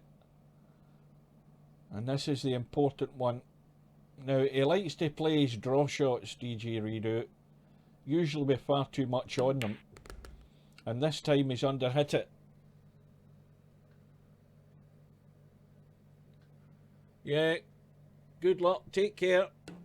Thanks for dropping by. Yeah, DJ Redo always going to leave himself in dire straits there with that awkward shot in the 5. Now Larry will probably go for the reverse bank here. This looks pretty good as a reverse bank. This 5 ball. Well, he's gone for the cut and he's managed to drop it in.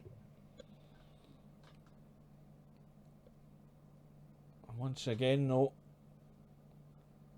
leaving it very tough on the 7. Cannot afford a mistake here though.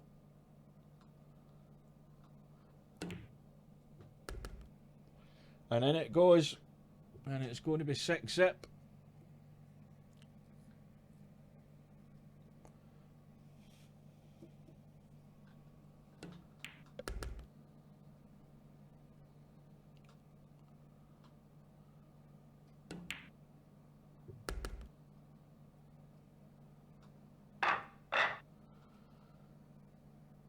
Well, it's looking all but over here for Larry in this match, leading by 6 racks to 0.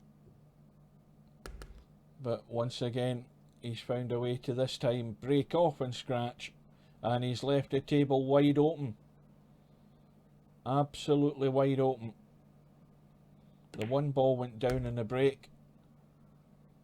DJ Redo with ball in hand.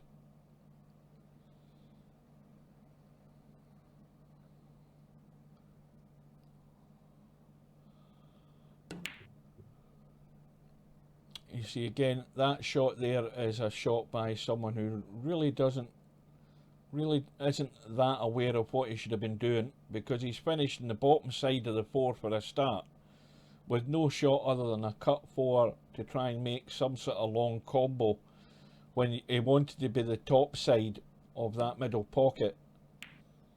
And that will be one very good reason why he won't get into this match.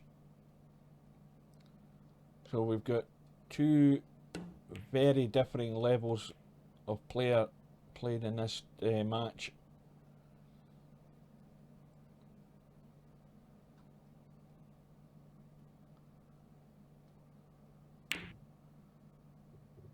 Larry banks the 3. Needs to get a good shot in this 4 though, just to get nice on this 5. It's not a gimme.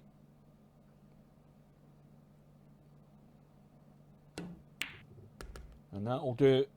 That's exactly where you want to be, just to be able to...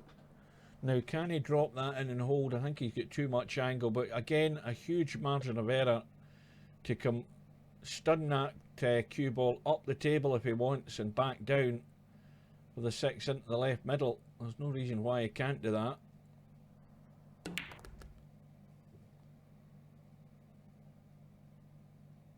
Well, that is not the shot I believe he would have tried to play. He's played that with lots of spin and he spun in right into the 6 ball with no shot.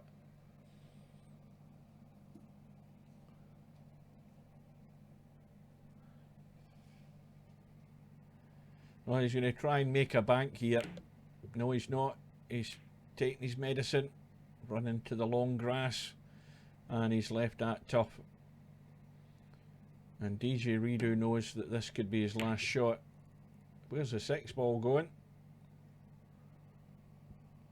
Well, that's not bad, but Larry definitely will be playing the combo here. It looks fairly good if he plays at a nice pace. You don't blast these shots. You play it with the pace to get it to the ball and give it every chance to go in. And it's hung up, but that was the right pace to play it at.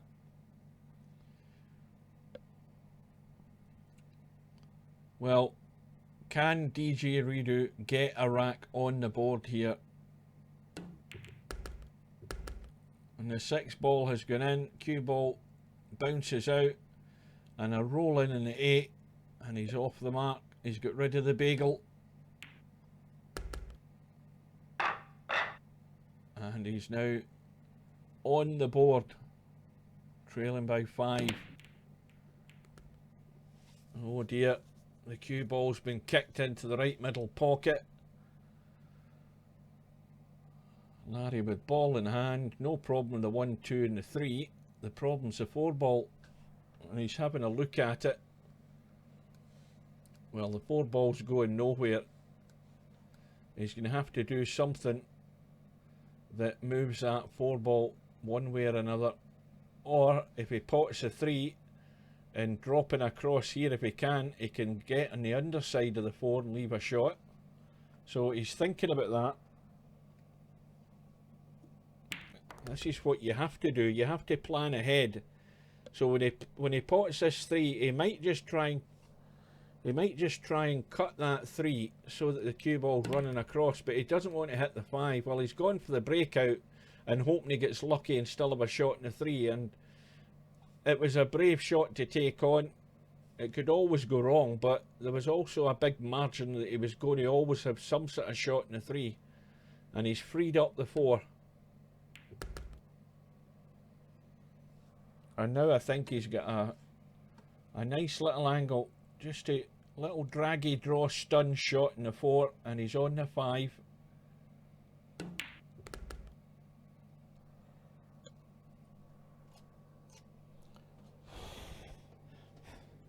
So Larry is going all out for the win.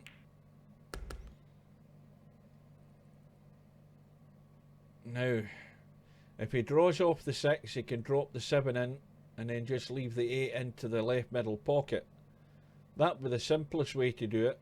If he leaves himself any other sort of angle on this 7, he might have to manoeuvre the cue ball a bit more. And I think that's what he's planning to do. Just drop the 7 in, roll the 8 into the middle. But I think he's maybe got, yeah, he's just going to have to leave an awkward cut in this 8 ball. He's just going to run through.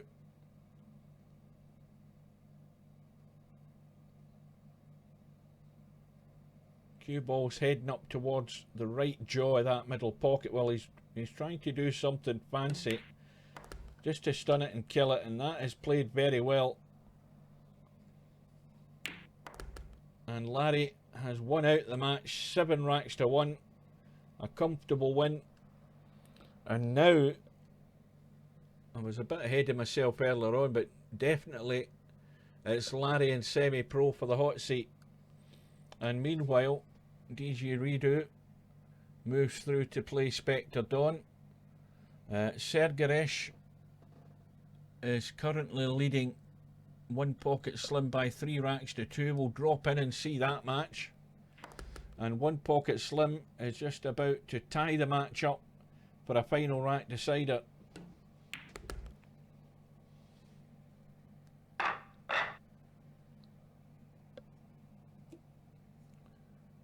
And Sergaresh, player 1, is getting a 6 ball as his extra money ball. That doesn't mean he's getting 6 and out, that just means he's getting the 6 ball. If he can legally pot that at any point during the rack, with a legal shot, he wins the rack. And Sergaresh has shown that he's using his head a wee bit here. He has buried One Pocket Slim behind the 8 and 9.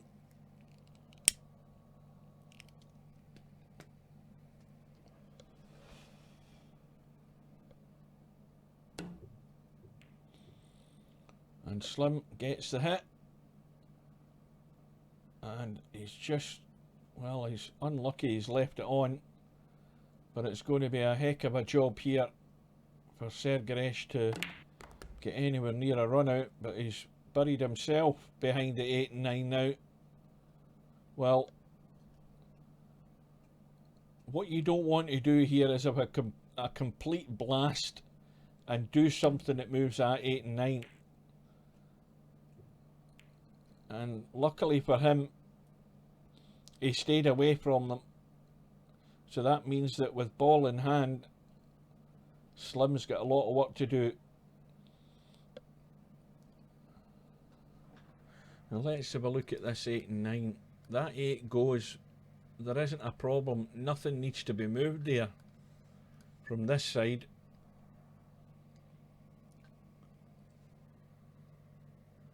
Now he's going for the 3 fouls. And he hasn't got it. The 2 ball has found a way to get itself back up the table. He would have had the snooker had it not been for the 2 ball escaping from the top end.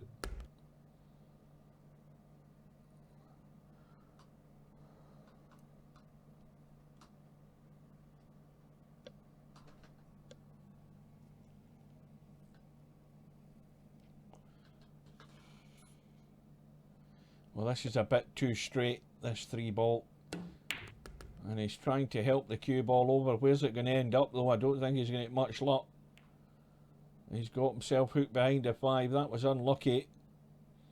Now, how is he with the jump stick? We're about to find out.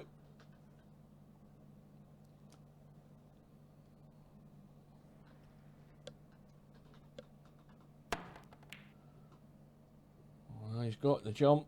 He's got the escape. Now, he hasn't left a combo in this 9, has he? Well, it's not set. It's going right to the jaw. But it can be made. You've just got to send that 4 ball that way to make that pot in the 9. He's got to look at the distance between the 4 and the 9 and just hope he picks the right point here.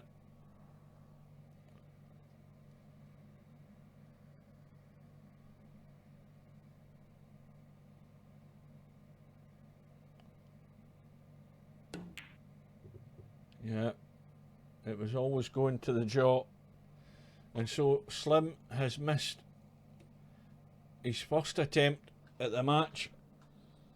And it could be his last attempt if Sergaresh can hold himself together here. Because remember, he only needs the 4, the 5 and the 6. So this is the crucial shot.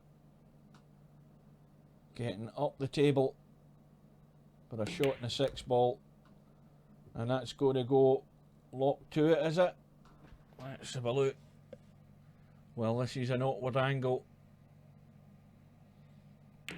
Yeah, I was going to just about to say the tendency is to undercut them. You don't read the angle enough. Well, it could be Sergaresh's last shot, but look at where the 6 ball is, deep in the pocket. And these are the toughest shots to judge. It looks all too easy to pot the 6 and get out for the 7. And Slim's managed it. Well, it looks all over now.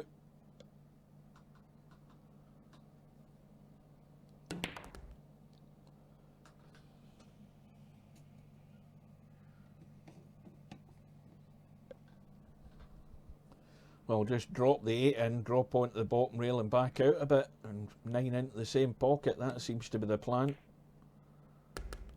We didn't even get to the rail, just dropped it in dead weight. So Slim has escaped and wins the 4 final rack decider to win the match, beating Sergaresh by 4 racks to 3. Right, now we are well on the way. Slim has moved through. He's waiting on the winner of Spectre Dawn and DJ Redo. They're still shown as 0-0. And we will now move through and we'll watch the rest of the Larry semi-pro match. Larry's already up 1-0. Now this we're just looking to see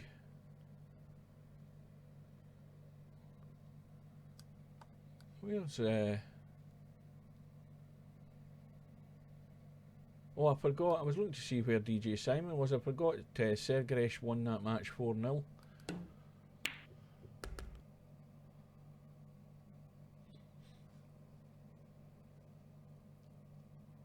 Well, what's he going to do to get on this 7 ball?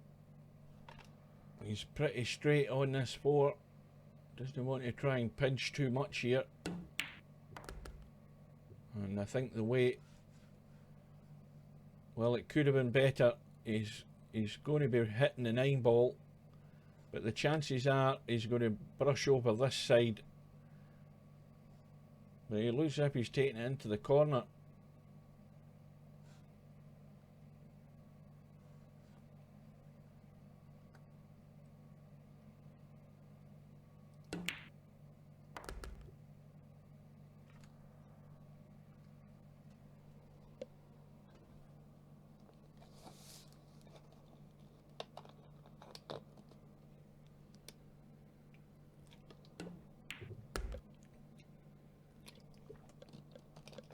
So we're going to be tied up. 1 rack all in tonight's hot seat match.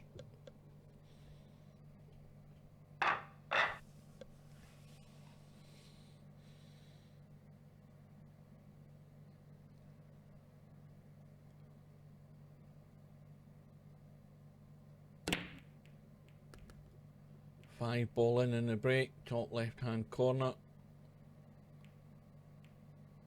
And a bit of a mess up the top left hand corner as well. 3 and 4 ball locked up. No great shot in the 1 here.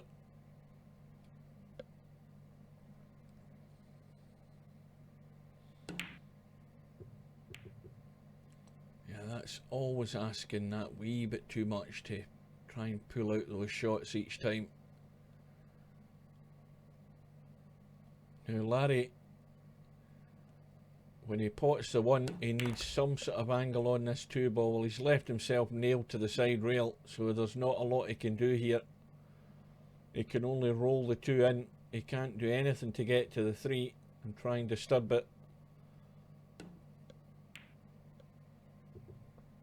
And he's forgot about the 2. Well, what's going to happen next here in this rack?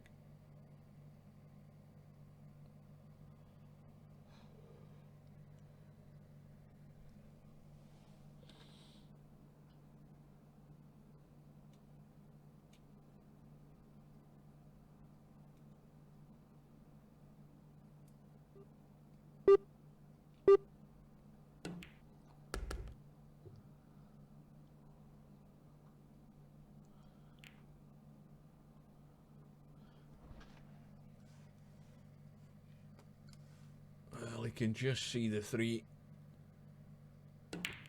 Just brushing the 3, stun off the 3, nudge into the 4, and then just hope you get a shot in the 3. And he's almost there. He's got a very difficult 3 ball.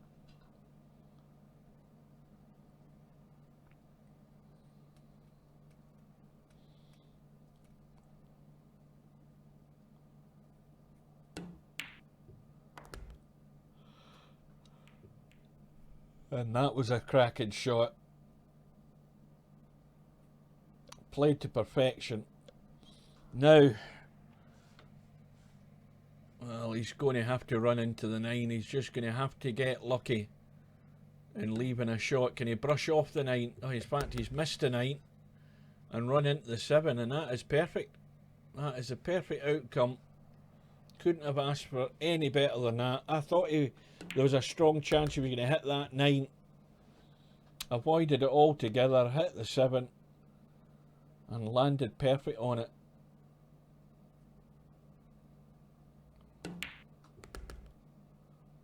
Oh, he's not going to end up in the knuckle, is he? I think he's okay. Well, he's on the bottom side of the 9. These are always the fiddly ones that you don't want to be playing. But in it goes, and it's 2-1 to semi-pro.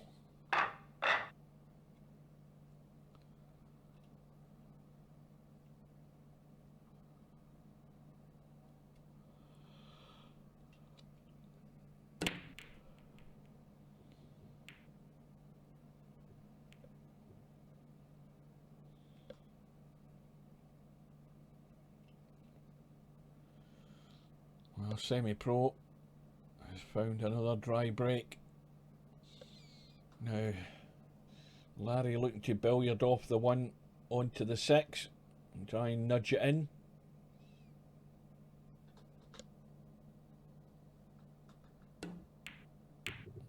Yeah, well, he's got the cut in the one. I don't know whether he went 100% for the cut in the one or to play the billiard onto the 6, but it doesn't matter.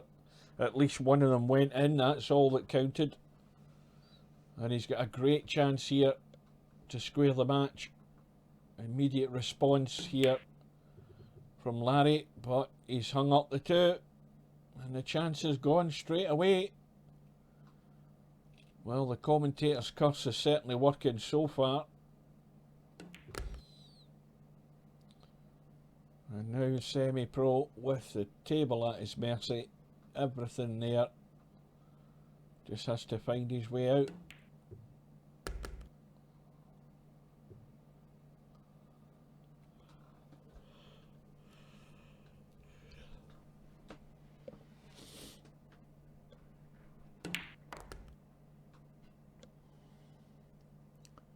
Well, he's going to have to play this 6 from medium range distance here because he's the wrong side of the 5.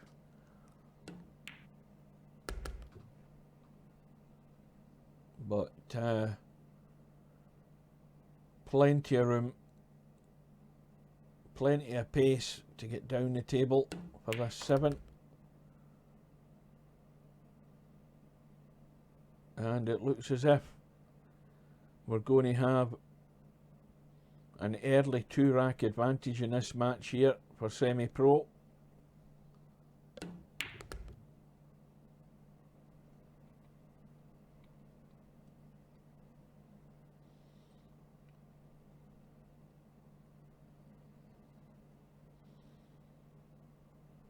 Right, let's have a quick look at this 9 ball.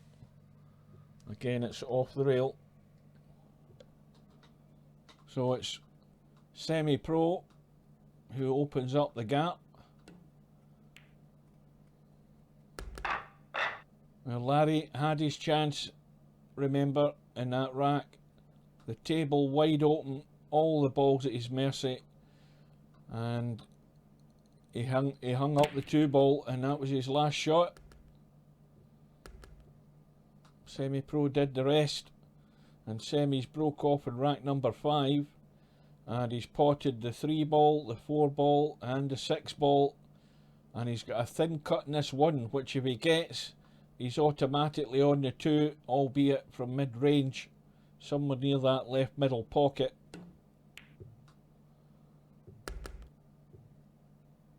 And it could be 4-1 in about a minute's time.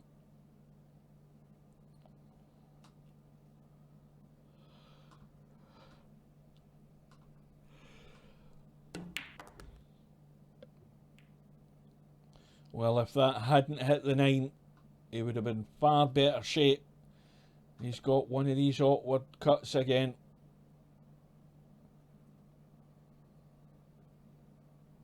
But he's got to be on the 7 ball from it.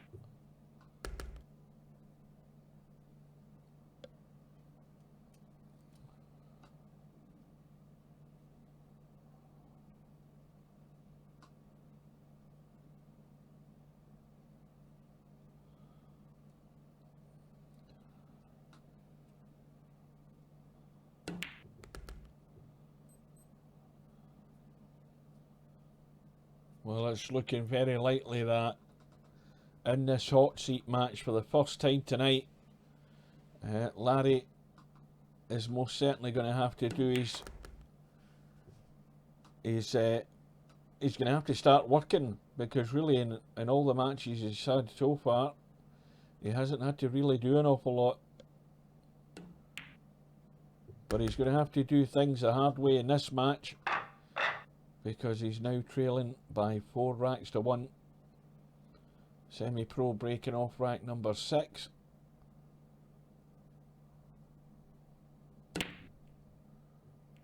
Six ball goes in, bottom left.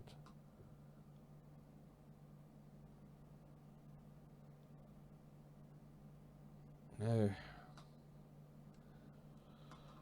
what does he do here?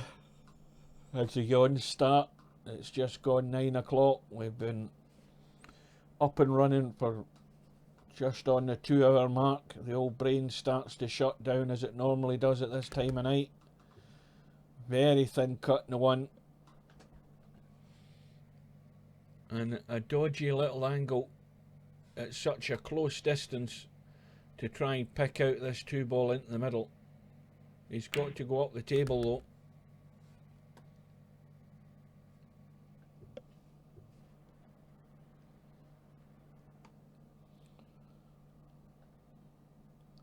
Well, I don't think he can avoid hitting the 4, so he's just got to hope he gets lucky here as well when he pots this 3.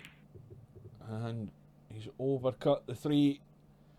And is this the lifeline that Larry needs to try and reduce this deficit?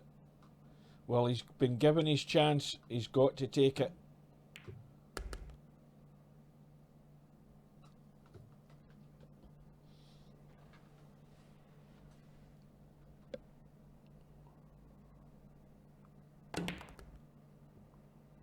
Where's the cue ball going? I think he's okay. Well, this he's ended up again a bit straight. He's got to punch this and get that cue ball out of there, and he hasn't got into it enough. He's left himself locked out, and things are going from bad to worse here for Larry. Well, he's looking for the jump stick. It's a long range jump, this. Yeah, it was asking far too much to jump that ball at that distance, and he's left it on for semi-pro. And as long as he drops this 7 ball in, this one is all over. Well, I'm forgetting, what did he say? Did he? Oh, he hit the other ball first, didn't he? That's why it's ball in hand. My brain is on half power here. I'm beginning to miss things. That's my excuse every Friday. But semi-pro, as long as that isn't nailed to the rail. Oh, he's hung it up. Well, now could that be the miss that changes the course of this match?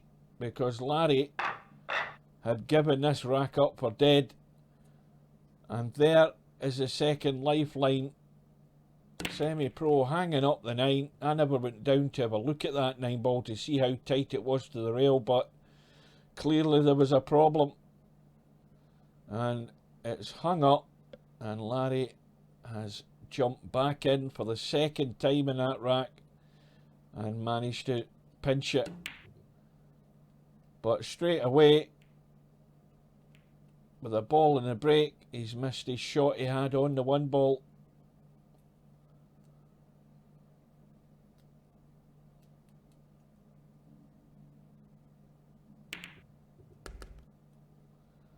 Semi-pro, little 1-2 combo, and the 1 ball staying in play, and all the balls are there.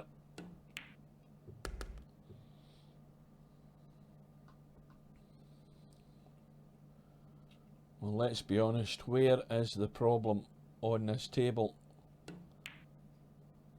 The answer is there is no problem.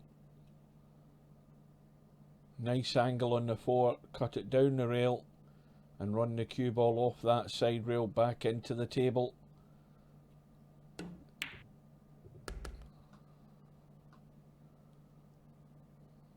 Well, he's just overcooked that a bit there.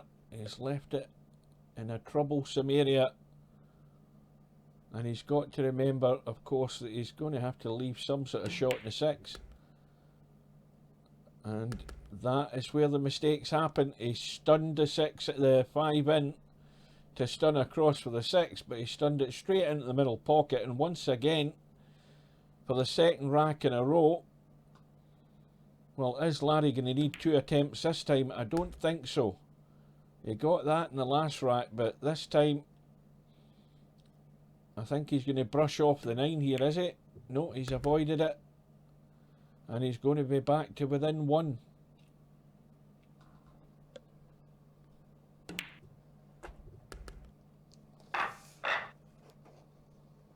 Well, the mistakes and the misses are happening.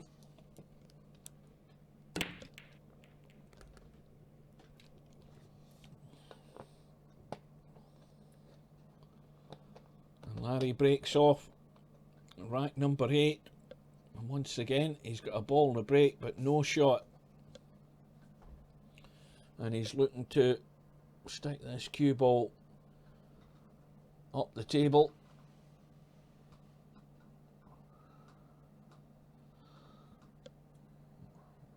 Well, if he leaves it anywhere down this side of the table, he's asking for trouble here. This is asking for trouble. Because if Semi-Pro can push this one ball through these balls somewhere, he could leave Larry in trouble. Well, surely he's not looking to try and play a 1-2 combo into the middle. No. That's what I was saying. He's just looking to push that ball through those balls and try and use what's left for cover, but he hasn't got there. And, well, the 2 ball doesn't go past the 8. There's no way it's going there. So it's only going to go into that right middle pocket. And where Larry's playing this from isn't exactly going to help him get there. He's going to have to try and get out of that corner. And unfortunately, he's run into the 9. And now he's definitely got no shot. Oh, wrong button. What the hell am I doing here?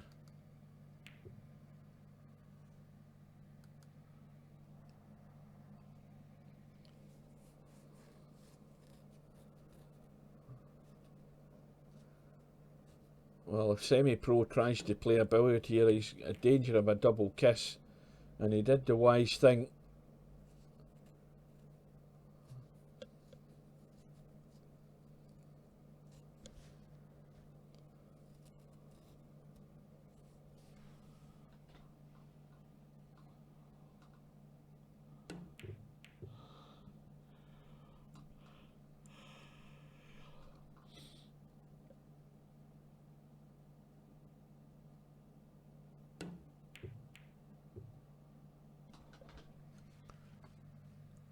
Well, that's a good shot. And the reason it's a good shot is because Larry obviously can only hit the left-hand side of this 2, but the 8 ball is going to stop the 2 ball from getting away. So, unless Larry can get this cue ball under cover, Semi-Pro's going to have a shot in this 2 ball. Oh, that's a great shot. He's managed to just clip the edge of the 2. And he's actually got Semi-Pro in exactly the same situation.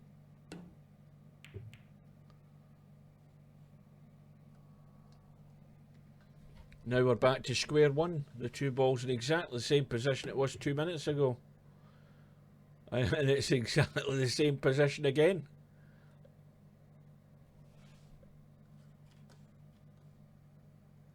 Now is Semi going to pick that thin edge? Just chip it and no more.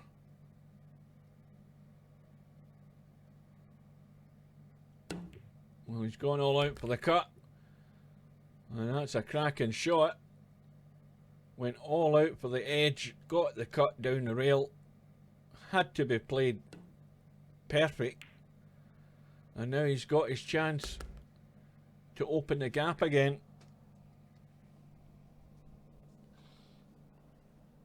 Might be able to use that 8 ball as a stopper, stun into the 8 when he pots the 4, and hold for a shot in the 6.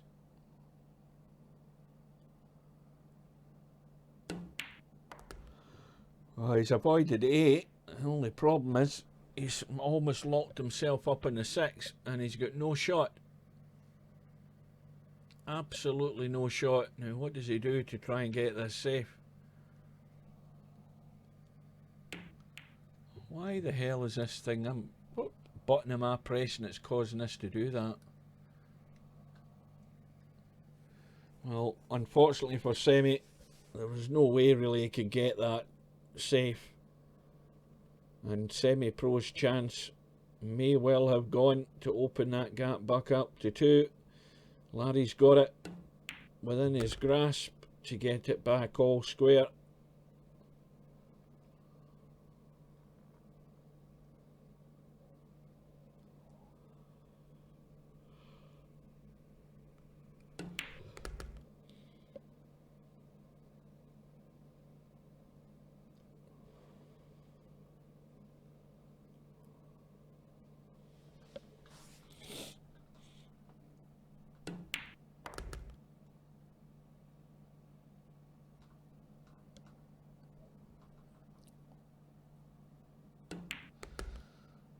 So we're now at 4 racks all.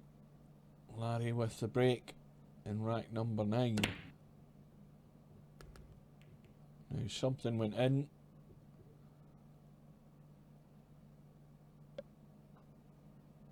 And the 4 ball has gone. And Larry's got a gentle little 1-6 combo. Well, I say gentle, and that's why, because he's rattled the 6, and what's more, he's left the 1 on with a bit of an angle for Semi-Pro to get down the table here for the 2.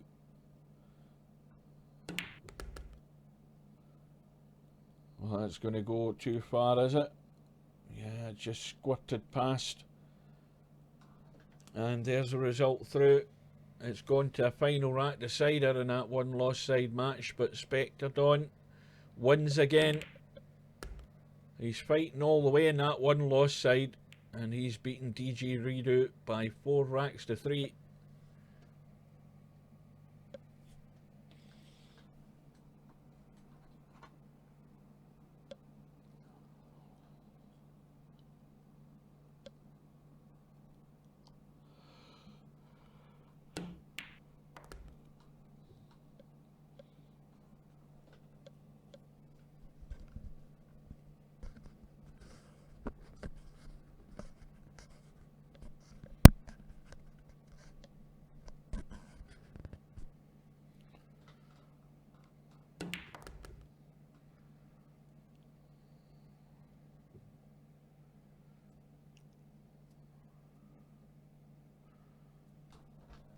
How's that 6 ball?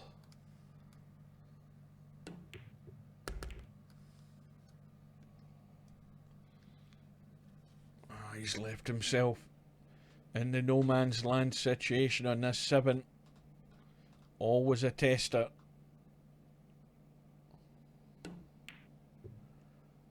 But he's picked it out nicely. And a nice little angle. Just to go through off the side and end rail if he wants. He's leaving the 9 into the middle, so Semi-Pro is keeping Larry at bay. He's going to take a 1 rack lead again.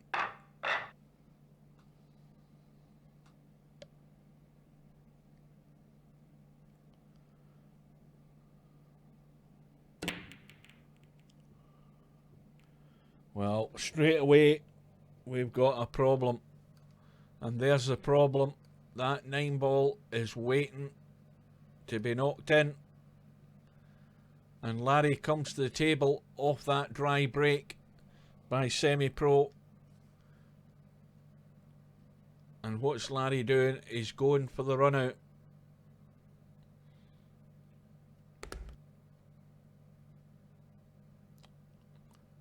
Or at least he's going to pot the 2 and the 3 and hopefully get down that right hand side for a shot in the 4-9 combo.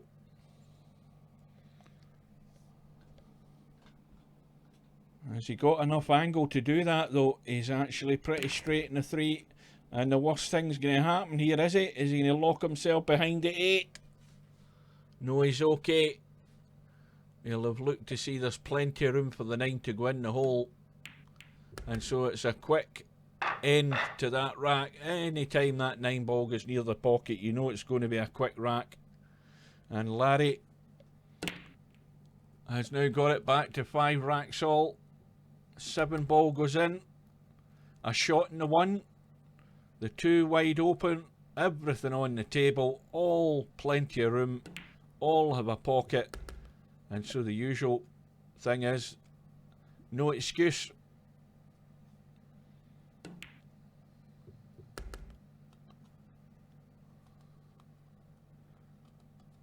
The only slight problem is how good he is on this 4 to get himself good on that 5. That's it. The way he's landed now has left it a wee bit awkward. He's just a slight angle the wrong side of the 3 here. Because the pattern that he's ending up doing, let's have a look. Aye, he's got to get well into the table for a good shot in the 5 here.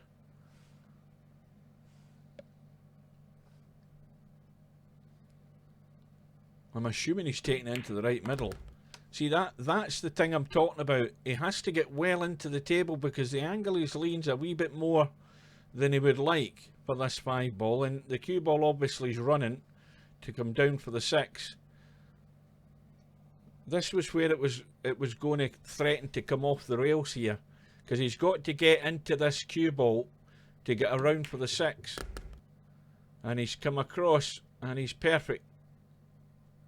So just threatened to get out of line there. There was always that little bit of doubt with those last couple of balls, just to get good on that 5.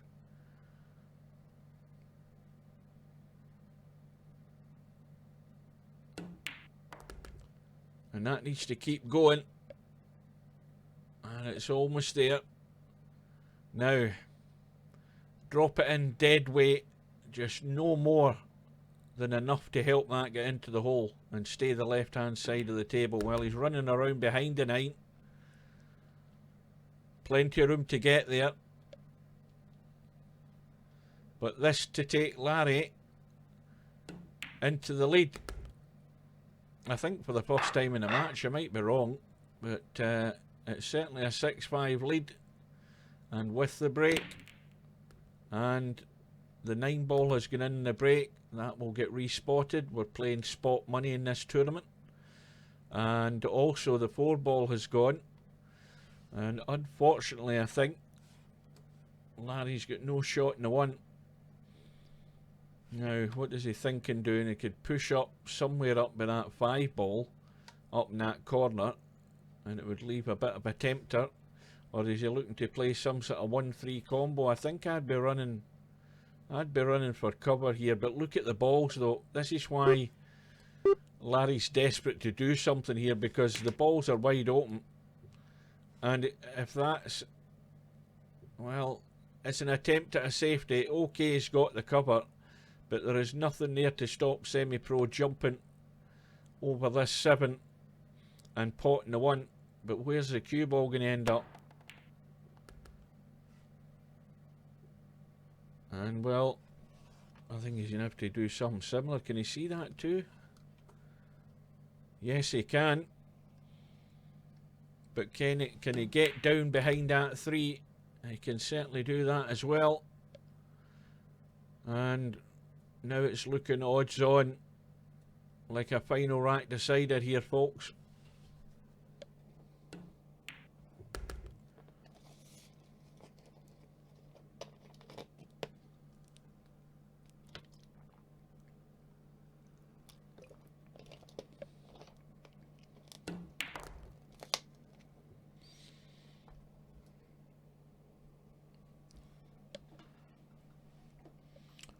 Well, it's just going to be the problem of getting from the 7 to the 8 and going nowhere near the 9 ball.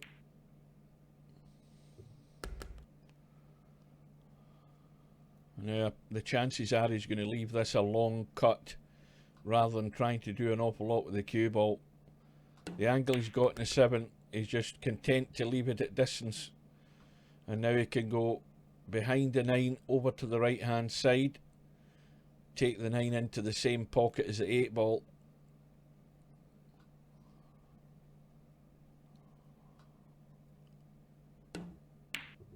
Oh dear. Well, would you believe it?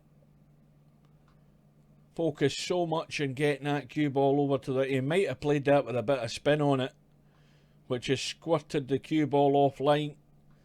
But Larry hasn't been left with anything easy here.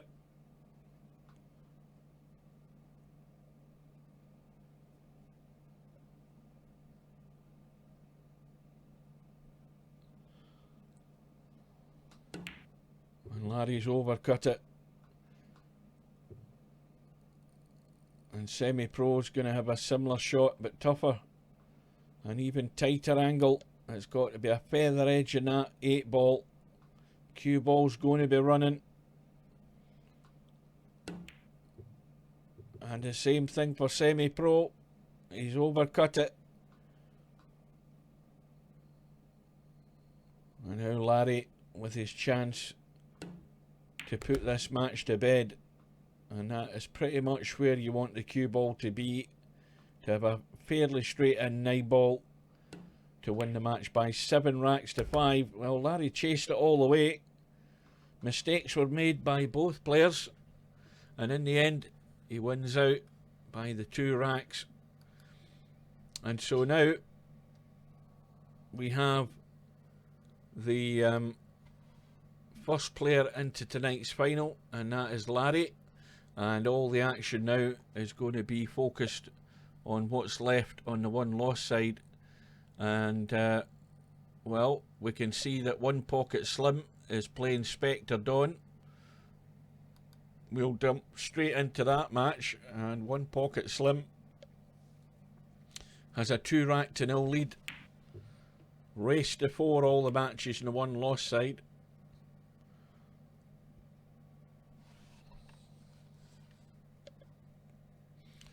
Well, Slim's got the cover, but Spectre Dawn's went straight for the jump stick. Oh, sent the one into the jaws and got away with it.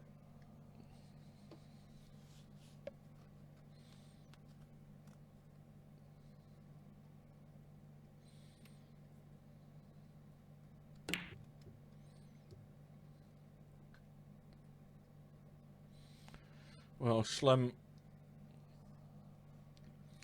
I mean, it looks as if he played the bank, and the chances are that he did, because he's got no shot in the 2. But look at where he's put the cue ball. He's got Spectre Dawn in all sorts of trouble here, because it's difficult to find any line to get to that 1 ball. Virtually impossible to get to the 1 ball. And so One Pocket Slim, his safety shot, as we'll call it, gets him the reward of ball in hand. Now, is he looking at the 2 ball past the 7? Because there's plenty of room there. But what does he do about the 3 ball? Is it going to be a 3-7 combo? Or does he try and nudge them out? Well, he's went for the nudge, and it's all gone wrong. 3 balls come off the bottom cushion and landed right next to the cue ball and left him no shot. But hang on a minute, has he not got a billiard onto the 7? There's a cheeky little billiard onto that 7 off that 3 ball, just to catch the edge of the 7 and help the 7 in. He's not even looking at it. There is a delicate little billiard there, I think, but he's not looking at it, or he doesn't like it. And he's just looking for safety. Well, all of a sudden, though, that 3 ball's off the rail. And that 7 ball might actually make that a bigger pocket for Spectre Dawn. Well, I don't know whether Slim looked at that little billiard, but there was a thin possibility of the billiard off the 3 onto the 7 with the cue ball. Meanwhile, Spectre Dawn's hung up the 3 ball. Now, can Slim catch the edge of that 3? Yeah, the problem with that is, though, he was so close in that corner. It was so difficult to out, but he's managed to get a sight on the 4.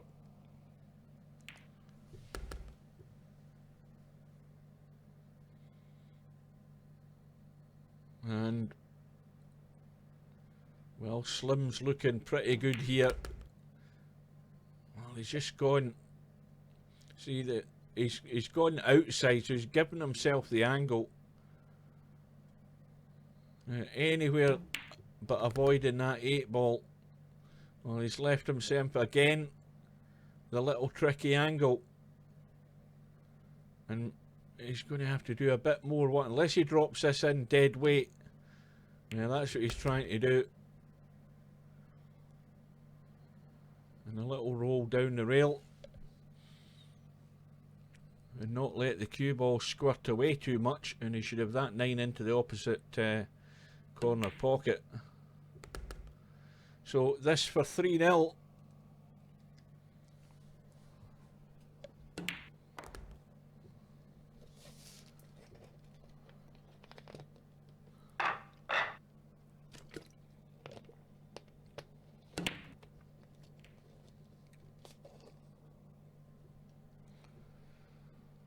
So Slim breaking off in rack number 4.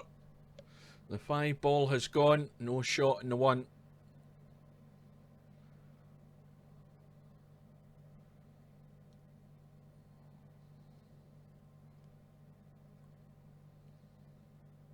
Now tactically here, I'd be freeing up the 4 ball and the 6 ball. In fact, they don't need to be freed up anyway, but that would just put a wee bit more pressure on your opponent when you know that that they know that if they make a mistake, the balls are all there for the taking. I thought they were actually locked up, but they're not.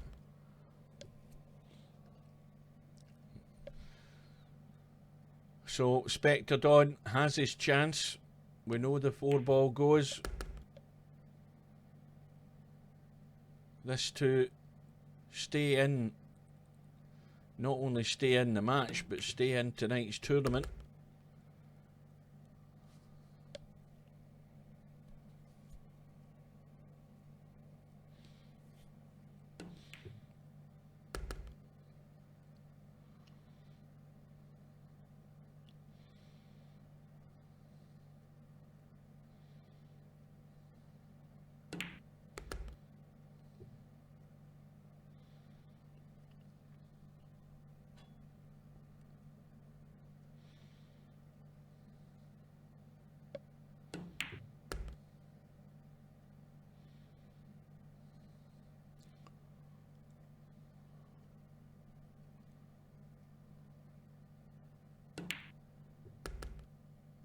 So Spectre Dawn survives for another rack, and he's on the board trailing 3 racks to 1.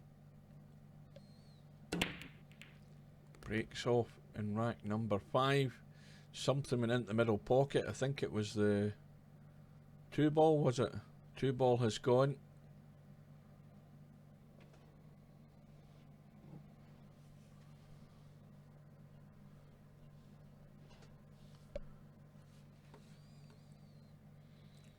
Well, the 1 ball is very tight. There's not even half a pocket shown there, so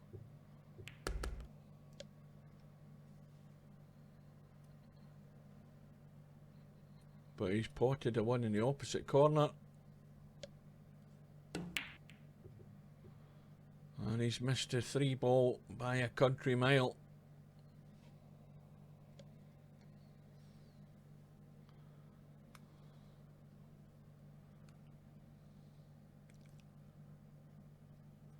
Well, Slim looking at the cutting angle on the 3. We know that the 4 ball will pass that 9.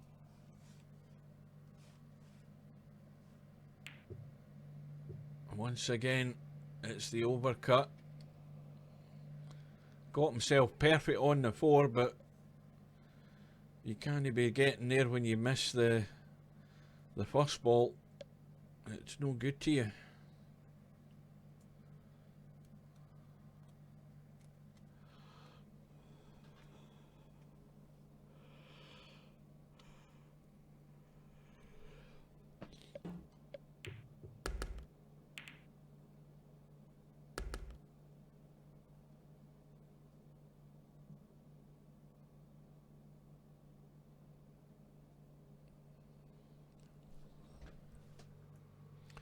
Good evening.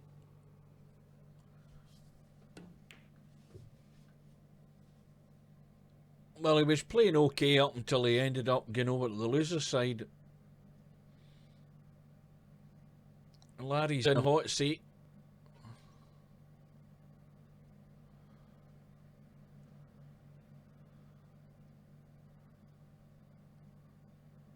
And meanwhile, Slim is in trouble.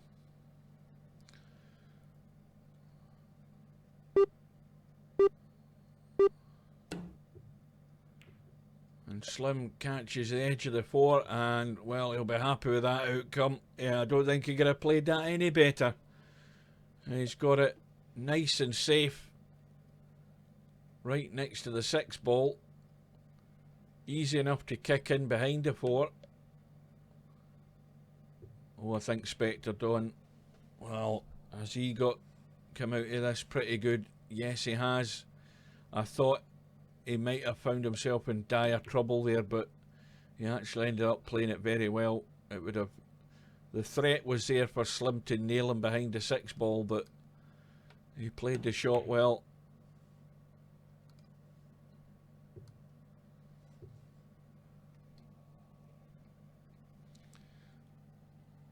So Slim sitting, needing just one more rack in this match, but right now it's anybody's rack. Slim looking for the thin cut in the 4.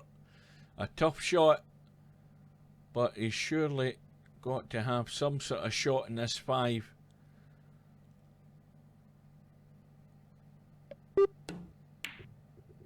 And he's hung it up. And this time he's not been so lucky. I think that Spectre Dawn, well, he's going to have to use a rail, I think. I don't think he can get it flush.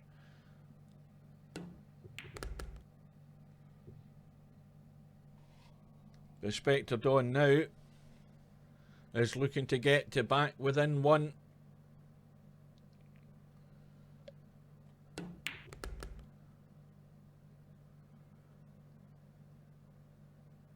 Well, you either play this one or two ways. You run it with left-hand English to go over, or you check it. Now, he's checked it, but he's left it awkward. Checked it with right English to try and straighten the cue ball up, but the pace that he played it at, it still let the cue ball squirt away, but in the end, it's no problem. And Spectre Dawn is most certainly back to within 1 and with the break on rack number 6.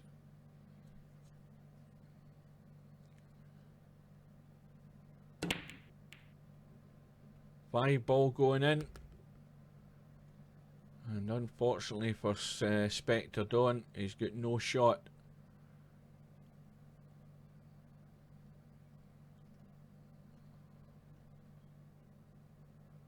Just playing the push out. I would put him back in. At first glance I would.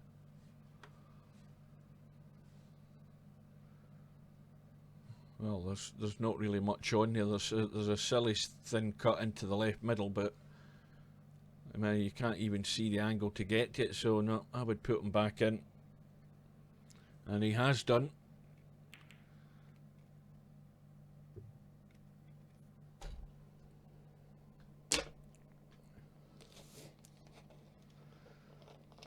Now, can Slim push this one around and find cover for the cue ball?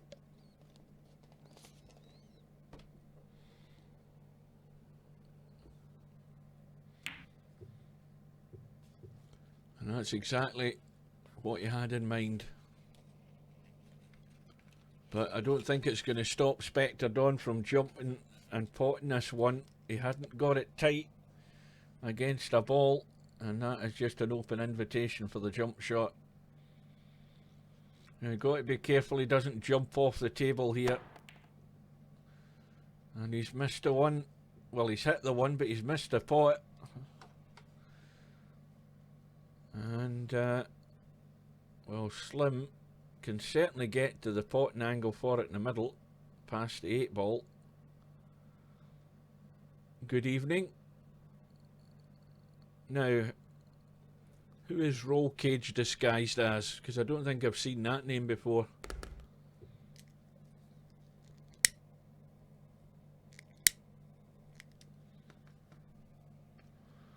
So Slim gets the 1 ball.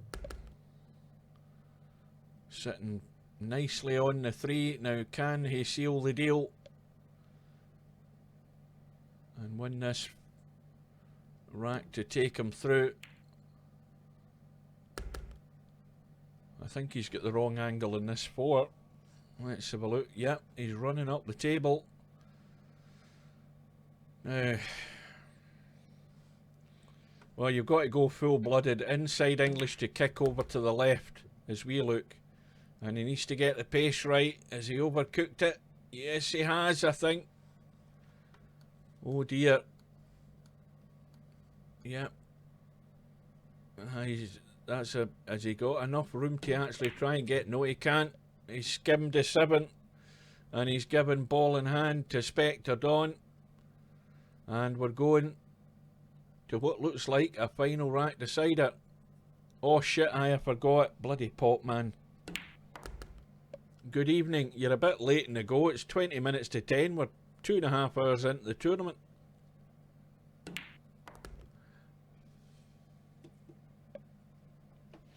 Well, we've got Larry in the final. We've got these guys battling it out to see who's going to win through. And, well, they're going to have to fight it out in this final rack.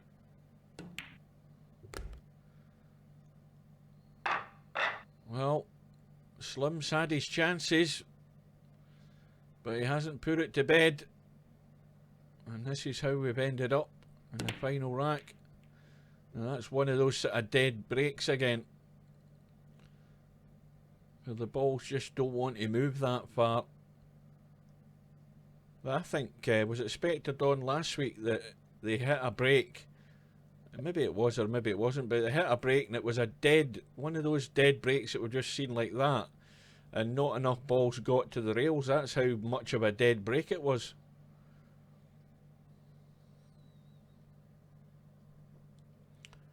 Been playing Creed Rise to Glory, or is this a boxing game? You'll bloody tear a shoulder out playing a game like that in VR.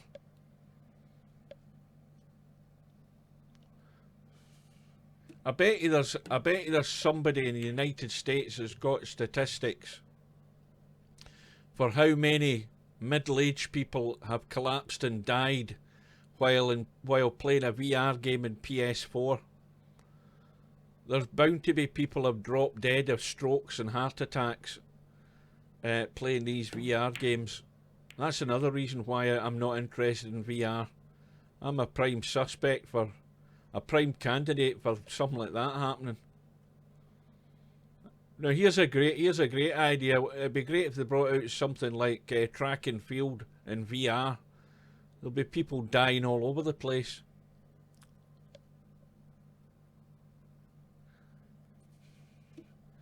Well, Spectre Dawn in trouble, looking to kick the one and hoping for safety. And he's not got it, but he's still got a safety net, because the 4 ball and the 7 ball are doing nothing. So there is work ahead for One Pocket Slim. Is that 1 ball going to get to the hole? It just got there.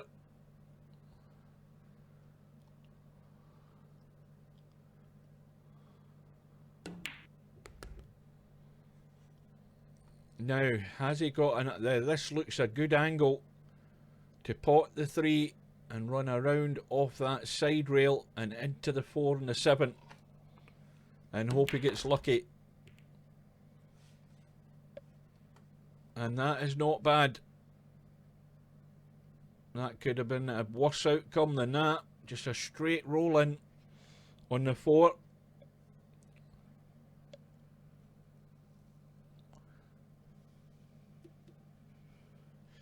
Well, we've just got about an hour and 19 minutes left before we get kicked out of Europe.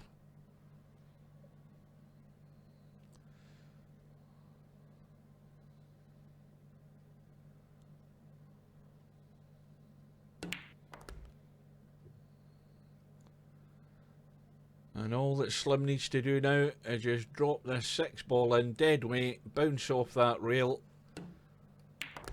and drop the 7 in. Well, I would have dropped it in a bit deader than that, because he's now letting the cue ball just run up a wee bit here, unless he just again drops it in dead weight. And he should be okay. So it looks like One Pocket Slim is moving through in this final rack decider, and he beats Spectre Dawn by 4 racks to 3. And let's look at the bracket. So now we can see that One Pocket Slim is moving through to the semi-final, or the loser's side and the one-loss side, whatever you want to call it, or the loser's final. And he's going to play semi-pro. It's going to be semi-pro and One Pocket Slim. And Larry is sitting there in the hot seat, having a cup of coffee, cup of tea or something stronger, while this match goes ahead. So we'll get ready for it. The room is up, both players are in. They're probably lagging off right now, which is why we can't get in. But Semi-Pro has won the lag. Remember, race to 4.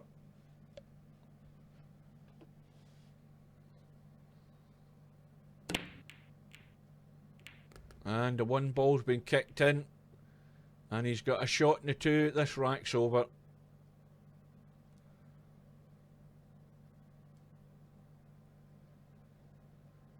The only reason this rack won't be over is if he gets himself out of line somewhere along the run here. Well, he wants to make sure he misses the 4, and he's missed it because he could have run into it there. Yes, I've been off all week. That's why I could do last Friday. I could do Friday night 9 ball. I did the whole tournament because I didn't start my last shift last week on the Saturday until afternoon, so I could stay up late on the Friday night. And this week I'm still off for the week, and I don't go back until Sunday, so that's why I can do all of this week's. But this will be the last one for a while, I would think.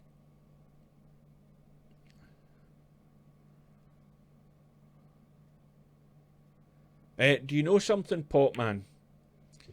Curious, I don't know whether they're still there. They probably aren't now, but we had Stuane Kubrick, who's a former VP4 player, and we also had Fluke from Finland. Both of them in watching the early part of this stream, and both of them are solid Shooters Pool players. And I told them that last Friday, while I was streaming Friday night 9 ball, that I dropped in during the live stream to have a look at Shooters Pool. There was only 5 in the pool lobby on a Friday night in Shooters Pool. And the other thing that Fluke told me was that it was a recommended live stream on Facebook, I think it was. Or was it Facebook he was on? Or Twitch, I can't remember, but seemingly my channel come up as a recommended live stream for pool. And there's only 3 people watching.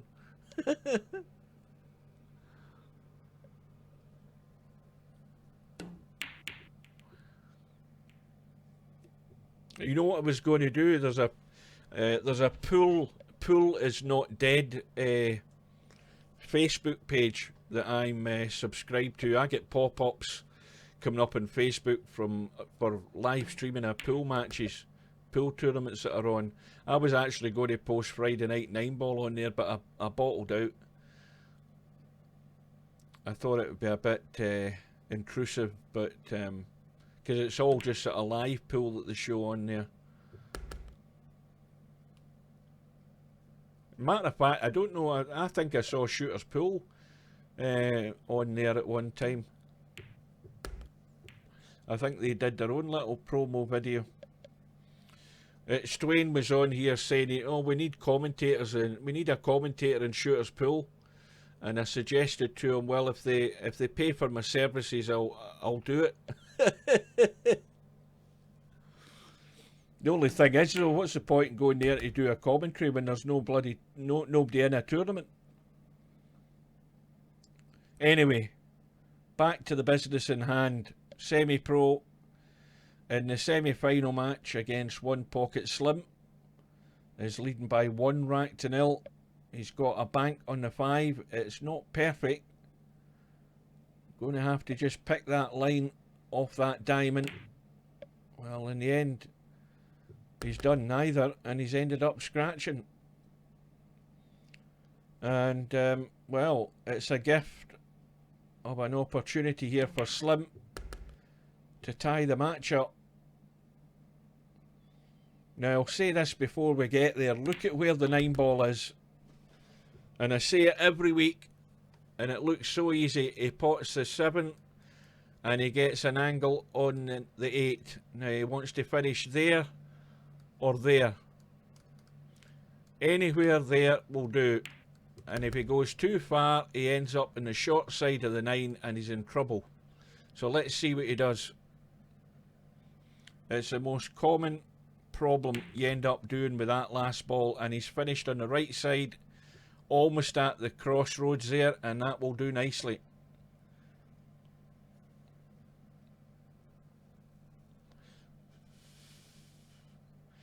And it always worries me when somebody looks at a pot like this twice.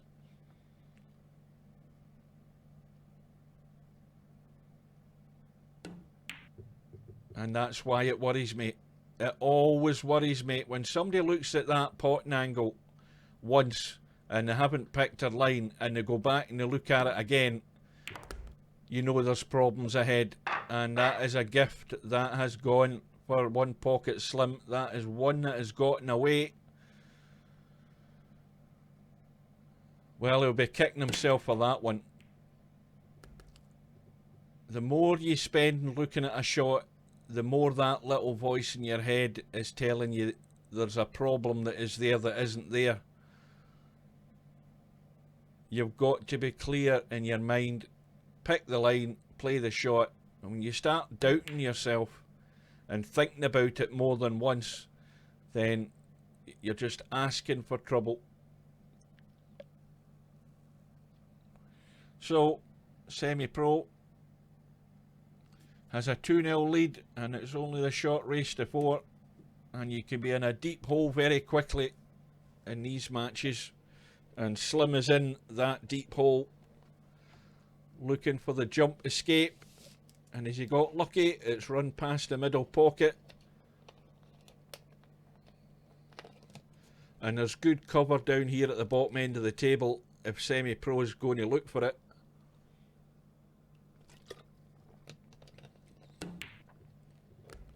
Well, he's went for the reverse bank in the 1, but what chances are he was going to have a shot in the 2? The answer to that is none. So he's gained no advantage in potting the 1. He was hoping he'd get lucky in the 2, and now he's having to kick, and he's filled, and he's given ball in hand to Slim, and Slim's going to have another chance. Now, that might have also been the perfect example of where you have the opportunity to play a decent safety. There was plenty of balls at the bottom end of the table here to look for cover, and semi-pro decided to take a risk, go for the bank in the 2, and hope he get lucky. And he ended up with no shot, and he ended up fouling, and it's given Slim his chance that he simply has to take to get himself into this match. It has to happen very rapidly. Excuse me.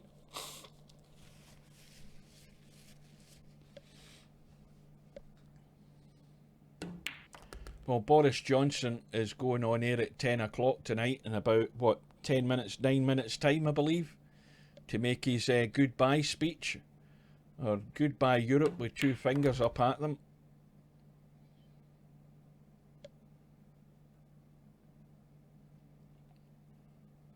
So One Pocket Slim is going to get himself on the board.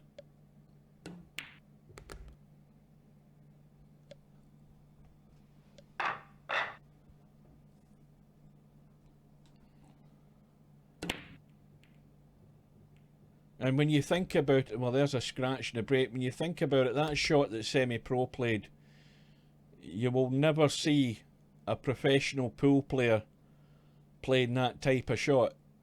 Never. You could watch pool for the rest of your days and you'll never ever see a professional pool player in real life play a bank on a 1 ball and hope he gets on the 2 ball. Never. And why he played that shot, I don't know. You have to play safety. Well, what a bonus that is for Semi-Pro. What a jammy bit of luck that was. He's clipped to 9 and all of a sudden it's 3-1. After Slim getting himself on the board, he's going to have to climb the mountain all the way now at the point of no return.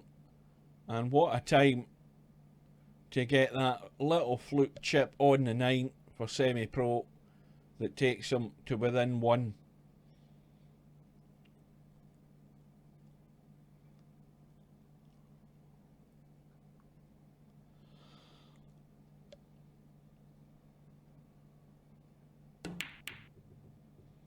Well, he had the right idea there.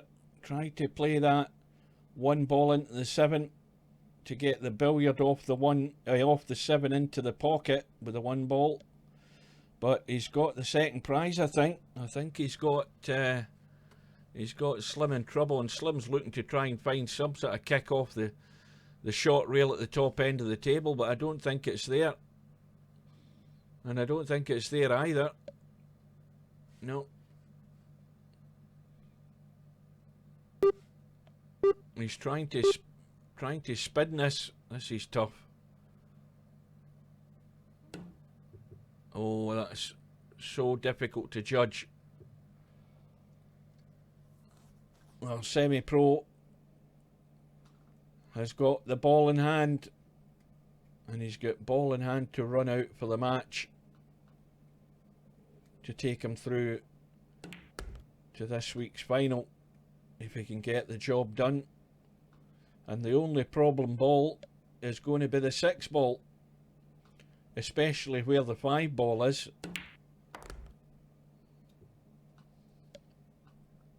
Six ball obviously doesn't go past the 9. It's unlikely he's going to try and leave a 6-9 combo, but that depends on how he leaves himself on the 5. Well, let's have a look. Well, he's going to have to fire this right around and try and get down here somewhere. But I think the problem is he's not got a great angle to do that. He's going to have to fire it and spin it with right English. And if he comes out behind the 6, well, that's unlucky. If that had just come out behind the 6, it would have been perfect. And he's got no shot. Now, he can push the 6 in behind the 8. Well, he's went for the combo, and that was asking a lot. But again, he had a safety on, and he hasn't gone for it. And well, sometimes all-out attack. We see how Larry plays. You know, Larry would have probably went for the same shot, and there are times you have to just wind it back. Play a half-decent safety, because this is letting one pocket Slim back into it again.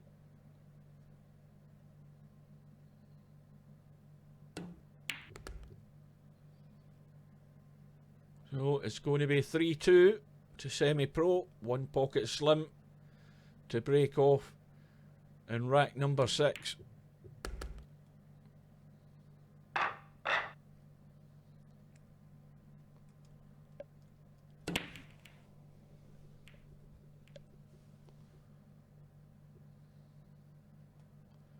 Oh dear, immediately the alarm bells are ringing.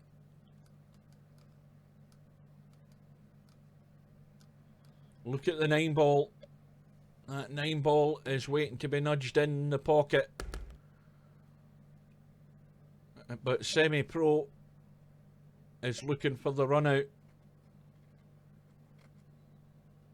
The break from Slim came up dry. Semi-Pro, I thought he's going to be hampered by that 8 ball. I think he's okay.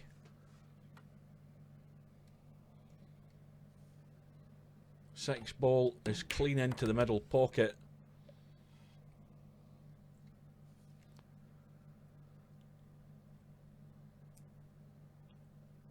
And he's gone behind the 4, and this is tough.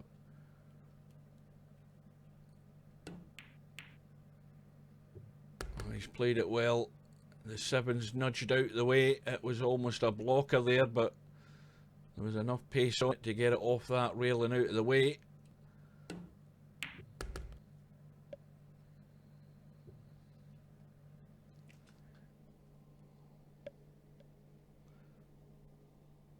Well, it looks likely that Semi-Pro is going to redeem himself for that misjudged choice of shot on that bank in the 1 in the last rack, or the whatever rack it was, because he's got 8 and 9 to take him into this week's final. So Semi-Pro has ended one Pocket Slim participation in this week's tournament. He wins the match by 4 racks to 2. So here we are. It's just short of 2 hours. 3 hours tonight's tournament. And if we look at the bracket, well, this will update in a second. We'll see that Semi-Pro is going to be through to play Larry in tonight's final. It'll be a scratch match, no handicap, and it's a race to 9. The room is up, both players are in and lagging off, or about to lag off. Larry on the near side, I think, and Larry looks to have won it, and he has done. So we are off and underway.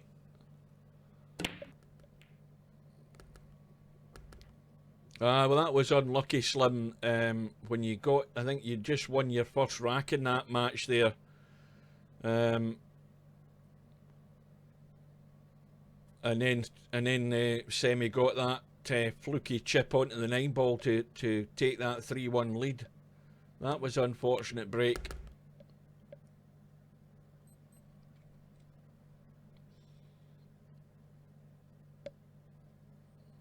Well, did you get your entry fee back?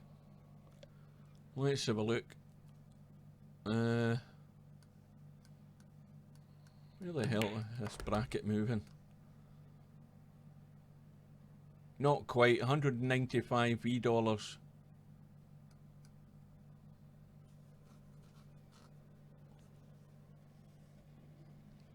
What was the entry fee? 150? I can't remember. Is it 150 on the Friday night? Aye, you got. So you came out with a profit. That's all that matters. As long as you come out of the tournament with more money than you went in, then that's a successful outcome.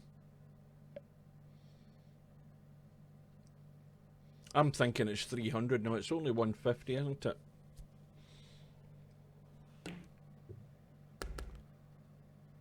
Oh, aye, right. Well, that's 10 o'clock. Just a wee second while you're watching this. I'm going to switch the TV on to BBC and see what they're saying. I thought he was about to make a speech. ITV News is on. Is it there?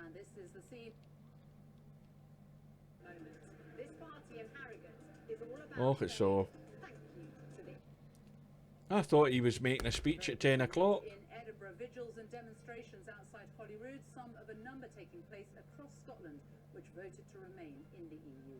Oh, aye, the Scots are all out protesting. Oh, Sophie's got her polka dot dress on. Sophie Rayworth. Right, well, they're on. It's just the normal news. I thought he was making a speech. Maybe I got it wrong. Anyway, forget that for the time being. Oh dear. Again, we've got the danger ball. The danger ball is there. Look at the 9 ball. Just waiting to be knocked in.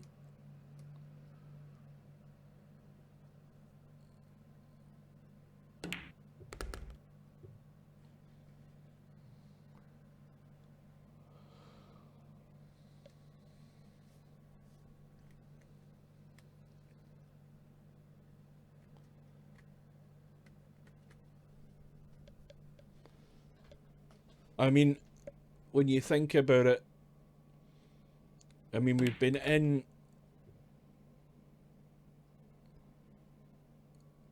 Well, the thing is that there's, I mean, on the news there are protests around Scotland tonight because Scotland. What you've got to remember, Slim, is that the United Kingdom comprises of 4 countries. You've got England, Wales, Northern Ireland, and Scotland.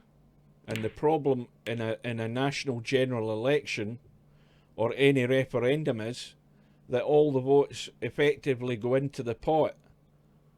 And but when you look at it individually, when we had the referendum for staying or remaining in the European Economic Community, Scotland voted by majority to stay in. But the problem with the way that democracy works in the United Kingdom of 4 countries is that democracy means that you're dragged into doing something where your whole country voted against it. You're dragged in by the English, and we will forever be dragged in by the English in anything that involves elections. Scotland never voted for the Tories in the general election before Christmas. Scotland unanimously voted for SNP, but Scotland, in the last referendum that we had for independence, Scotland chickened out on voting for independence. They voted to stay part of the United Kingdom. So that's the problem with Scots. The problem with Scots is they haven't got enough nerve to follow things through. We're moaning and complaining about the fact that the English are dragging us out along with them, yet we haven't got enough bottle to say, right, when we had the chance for about, I don't know how many referendums we've had for independence, but in each of them we've bottled out. We're scared to stand on our own 2 feet, and as long as we keep doing that, then to be honest with you, we deserve what we get. We deserve what we get when we cannot have enough bottle to say, you know, let's go it alone, let's be an independent country, and let's do our own business in Europe. No, we can't do that. The other problem is Scotland as well gets, you know, a fair chunk of revenue that comes from taxation to the British government. We get our allowance from the British government by staying part of the United Kingdom. And I think there's far too many folk thinking, oh, well, I mean, let's be honest, most of us in Scotland can't end up any poorer than what we are. Whether, you know, if we went independent or not. I mean, I can't be any worse off than I am, and there's plenty more like me. Anyway, let's not get political. It's now 1-all in tonight's Friday night 9-ball final. Race to 9.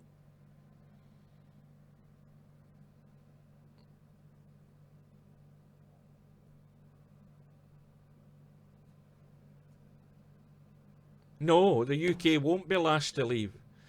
And when you think back as well, when how many years ago was it that they brought out the euro as a currency, and the big thing that was made by the pro-euro campaign was that, oh, you can travel anywhere in Europe, and you know, you'll all have the one currency. Now, what did the UK say to that? The UK stuck two fingers up and said, "No, we're keeping our own pound." That tells you in the long run that we were never ever going to really want to stay in with a bureaucracy which is run from Brussels, with a bunch of half-wits that start making up stupid rules and regulations in a place that's hundreds of miles away from where we all live. You know, that's what we don't want, and that's why the majority did vote to get out of the EEC. And we kept our own currency. We did not go along with the euro, and that in the long run is part, you know, the reason why we kept our currency. We don't intend staying with you for that much longer.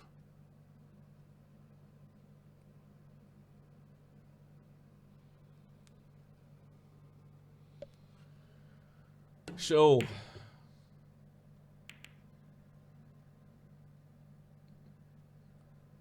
Semi-Pro trying to lock up a couple of balls, but I think all he's actually done is set up the combo here for Larry.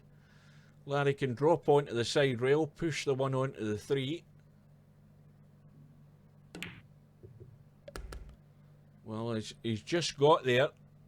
You can just see enough of it.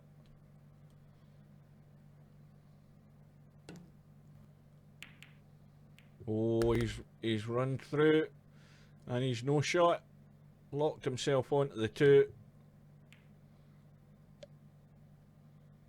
But he's got the second prize.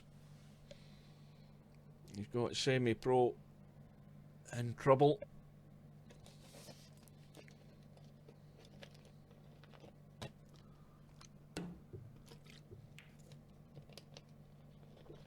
But Semi-Pro will be happy with that. Missed it in the way across, hit it in the way back, and he's pushed it. Well, he's pushed it into reverse bank territory if Larry wants to risk it. The problem is, though, the way the cue ball's going to run, Larry's going to have to get lucky to get on the 4. So is it going to be worth his while? And the answer to that is no. Larry has seen the reason for common sense, and he's played a good safety. And anything where the object ball is as far away as it can be, and it's tight on the end rail, is always tough for the incoming opponent to try and get it safe. And Semi-Pro has made a valiant attempt at doing it, but a valiant attempt, I should say, but he's left Larry the thin cut. Still the same problem in trying to get a shot anywhere near this 4 ball. And Larry might only actually leave himself the bank here if he gets this cue ball up the table far enough. It needs to slow up, or it needs to keep running, one of the two. Now, Larry's in a similar position to what Semi-Pro was. The only difference is the 5 is wide open. He could play the reverse bank and run the cue ball around and hoping he has a shot in the 5, or he could try a very, very thin cut. And he's gone for the very, very thin cut. And he's at least left himself half a shot on this 5. No problem getting on the 7. Full focus on this 5 ball.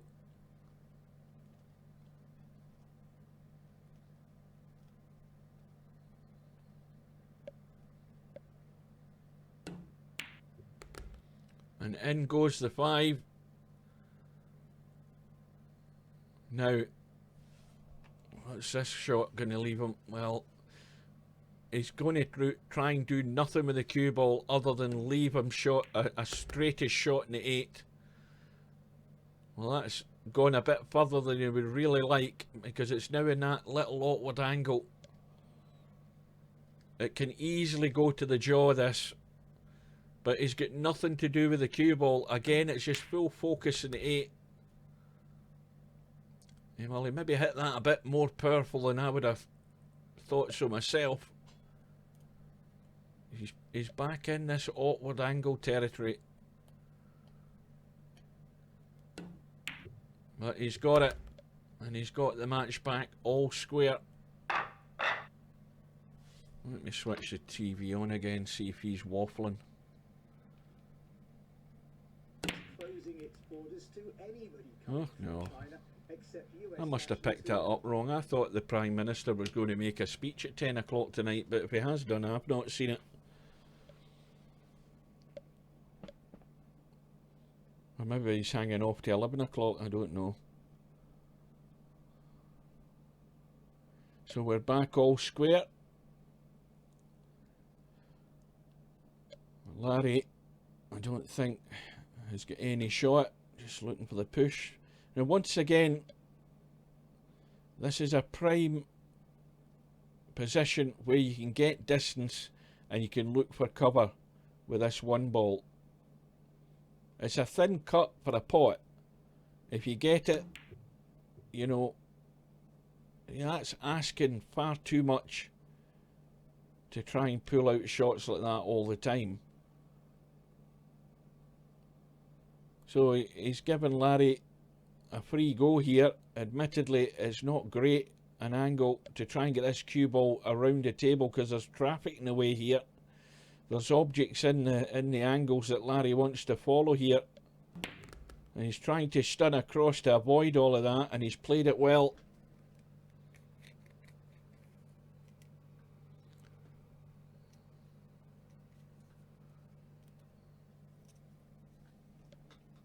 Yeah, well, I still say I don't care how good you are at this game.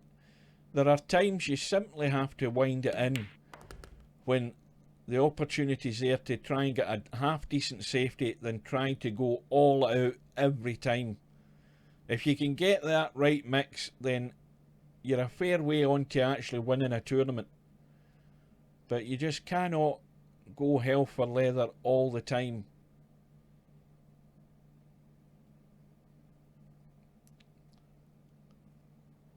It's all about listening to that little voice in your head. Some players just don't pay attention to it at all.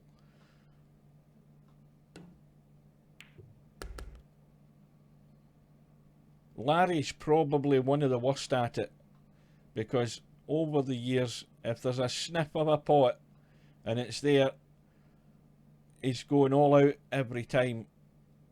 Now, a lot of the times it works. On many occasions it doesn't.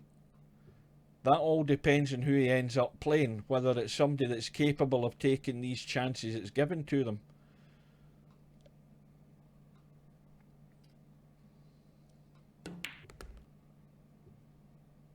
But Larry is taking his chance this time, and he's going to go into the lead by 3 racks to 2.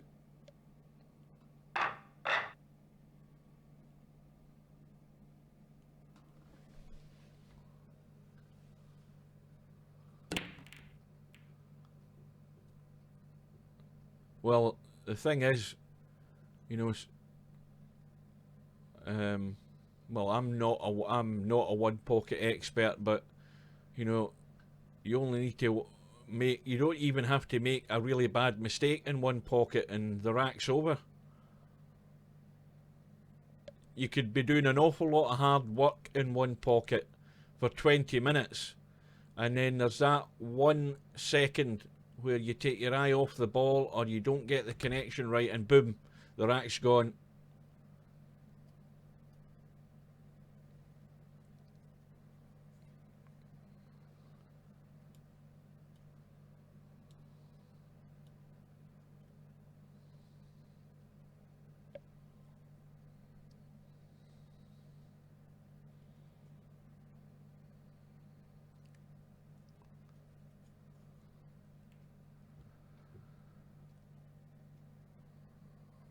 Well, Larry's overcooked that.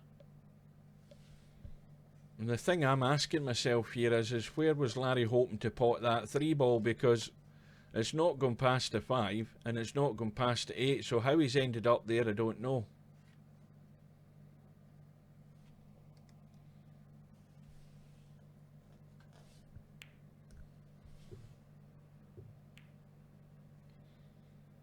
Now look at the cover, look at the safety. There, there, and there. There's your target area up in the corner. It's begging for a half decent safety, this this 3-ball. Now the question is whether you're thinking, well, pot the 3 and I should be on the 5. But look at where the 6-ball is. The chances of you getting good on the 6-ball are fairly slim. So you play a decent safety. And once again, Semi-Pro has gone all out for the bank. He's got a shot in the 5. And is he going to leave himself the combo in the 6 and the 7? If he doesn't, he gets it. Good luck to him. But it's really putting all your eggs into one basket. And, you know, you've got no margin of error.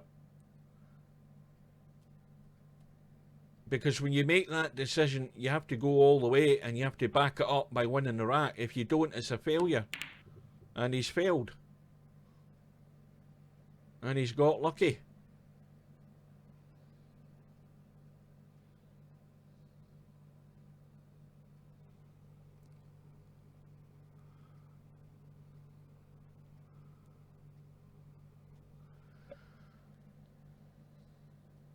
Now, what's Larry thinking here? Is he thinking a billiard off that 6 onto the 9?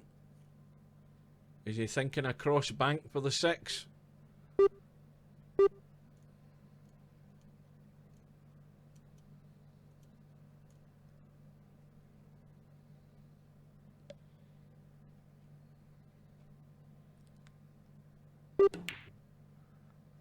Well, Larry's gone all out for the bank. And, well, it was unfortunate it ended up where it was. That's where Semi got that wee bit of luck. So, it looks like in the end, Semi-Pro's going to get what he set out to do. He's going to square the match back up. But, again, as I mentioned, he went all out to get the run out, but he didn't quite get it first time around. And it's that wee bit of luck that's given him his second chance.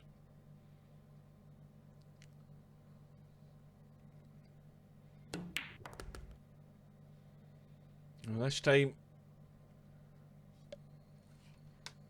well, he's going to have to probably come across the table here and into the table. Well, he's trying to just hold it. He's got there. It just got to the pocket. Now, has he checked this 9-ball? And that's the problem. Again, you've got to look closely at these balls. And he's pushed it into the rail. It was very close, but it was not touching the rail. And all of a sudden, this match has turned on its head in that rack. Because Semi went all out for the win in the rack, failed on it, got lucky, had a second chance, and failed on the 9-ball. And Larry's got a 2-rack gap. Let's have a look at this bracket. Yeah, Larry had put Semi-Pro into the one-loss side by beating him 7-5 earlier on in the tournament tonight. So this is the chance of revenge for Semi-Pro.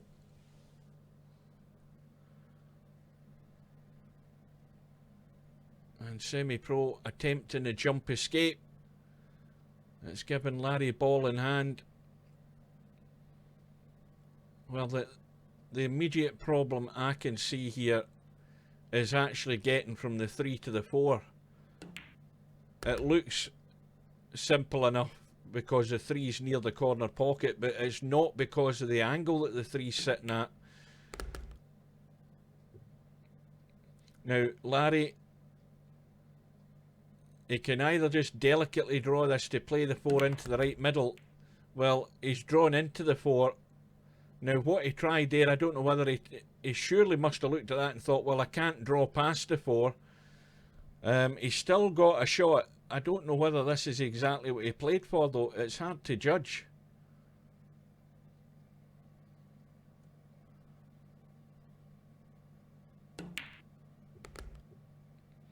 Well, he's now ending up playing things at mid-range.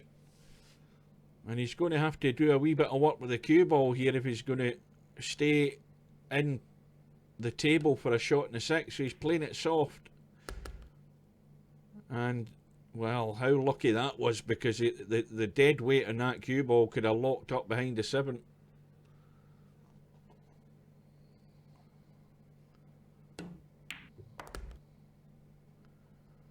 But Larry has the chance. Well, this is all out forward with the cue ball and just run off the rail behind that 8 ball. If you can't get it into the middle, get it long. Well, he's just going to have to tweak this a wee bit, punch it in, and maybe try. I don't know whether he can run through and leave it long. He might be leaving this long again. He might just drop this in. Well, he's trying to get across, and that's the problem with it. You can't go at half-hearted. You have to go all out for it, and he's neither here nor there. Well, pick the pocket and go for the bank or the double bank, but he's going for the thin cut, is he? Is he trying to cut it? I'd much rather go for the bank, because it gives you at least 2 chances to get it in a hole.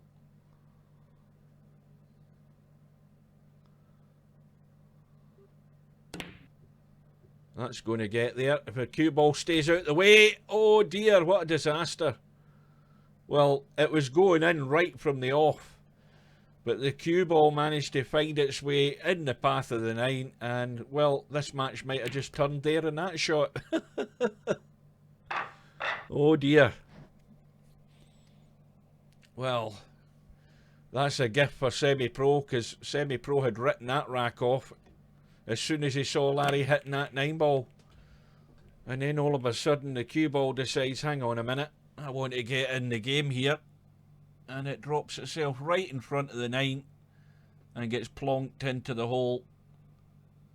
And Semi-Pro has pinched one back, and he's back to within 1.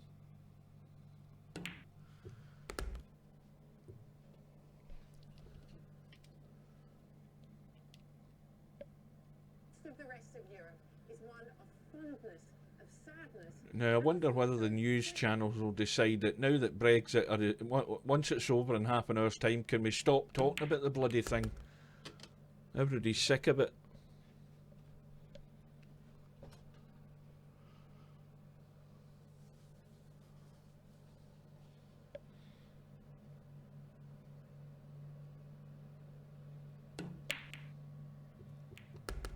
Well, Larry managed to just help that 3 onto the 7, but look at what's happened to the 3.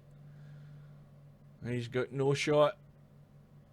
And you get the feeling that things are just turning against Larry here.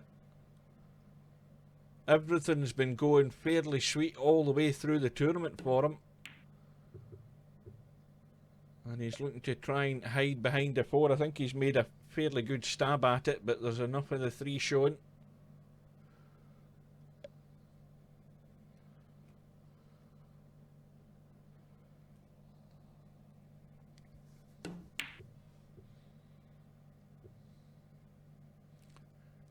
Were you guys on last Friday night, any of the 2 yous or whoever's still there? I take it you've heard that I'm probably telling you old news. If you pay any attention to pool news or anything like that, you'll already know. But if you don't know, have you heard about the World 9-Ball Championships? I'd be easier asking you that. Because if you haven't heard, I'll tell you. And if you have heard, I'll save my breath.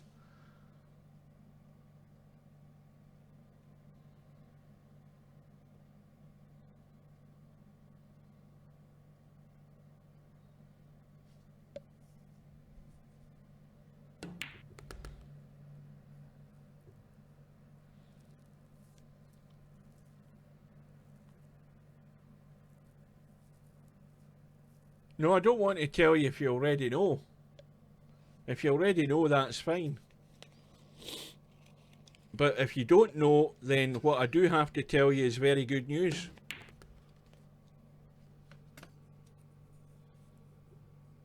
Aye, Pot doesn't know. You mean you don't you only play Virtual Pool 4, you don't pay attention to actually what happens in pool.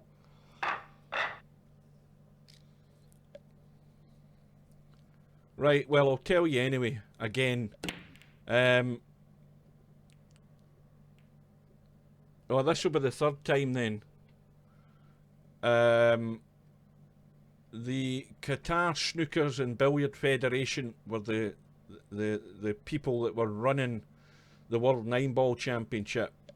Now, there's a problem with that. The problem with that is that it's in Qatar. The other problem was that coverage of the tournament started off very good, and then very quickly it died a death. Coverage of the tournament on internet was excellent to start with, and then the Qataris didn't follow it through.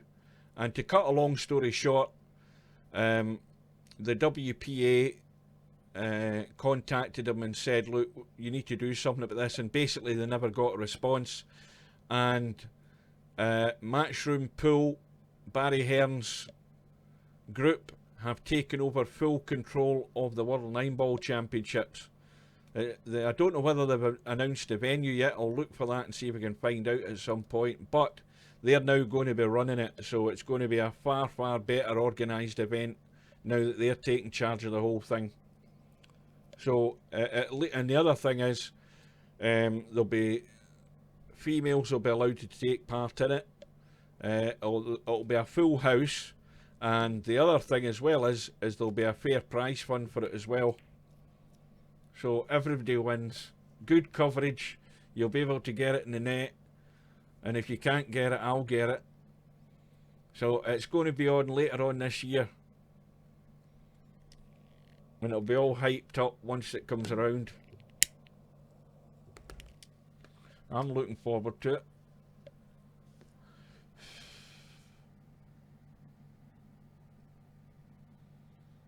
Now, at one point, that Qatar Television that eventually found the channel to, they actually only ended up showing the semi-final matches and the final. They never showed anything else in the whole damn tournament. Yet for the first season, they showed about, I think that Kazum did a free live stream, and you could watch like 10 different tables. And then they decided they can't be asked. They lost interest in the whole damn thing. So it was a cowboy outfit that was running it, a bunch of sheikhs with too much money. They didn't know what to do with it.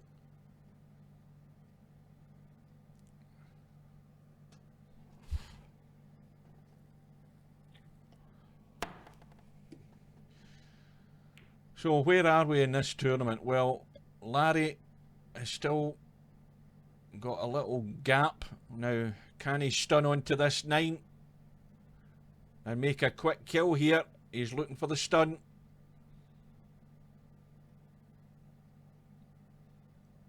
Pop the 1, stun onto the 9 for a quick kill in this rack. And he tried it, he didn't get there. And that is not bad. This is not easy. This 1 ball. And the other problem is, unless he digs into this cue ball, that 1 ball, the angle that he's hitting it at, the cue ball's running towards this bottom right hand corner. And I think he's almost hampered by that 9 ball as well. Yeah, he's just tried to stun onto the rail. He's missed a 1, but he's got the second prize. So, Semi-Pro cannot say he hasn't had his fair share of luck tonight. He's had 2 or 3 shots where he's ended up missing and leaving nothing on. Larry looking to kill the cue ball here. Playing it with bottom just to kill the cue ball and stop it running away. And that is not a bad outcome either. Now there is enough there, I think, for Semi-Pro to make the pot, but what is the point in doing it when the 2 ball is in the opposite end of the table? So he's looking for a safety this time.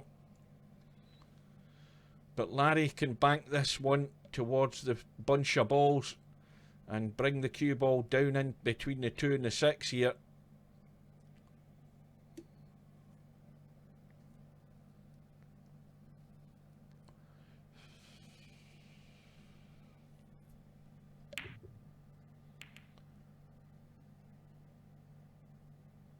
Well, he's left it in a very awkward place. This is ugly.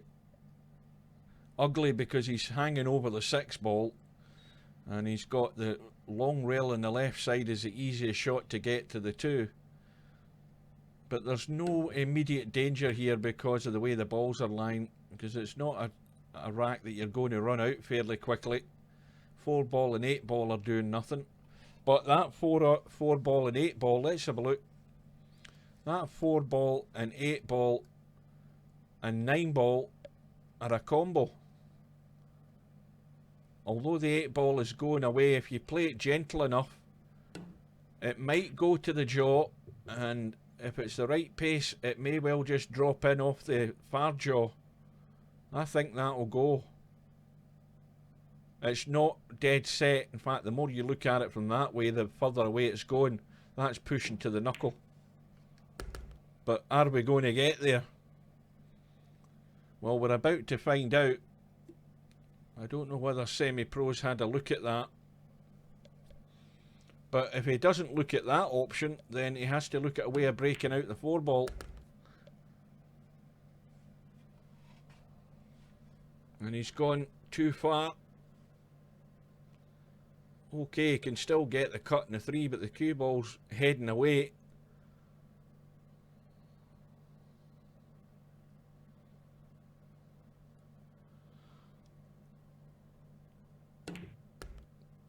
Oh, he's trying to hold it. Well, what does he do? Because he can see the edge of the 4.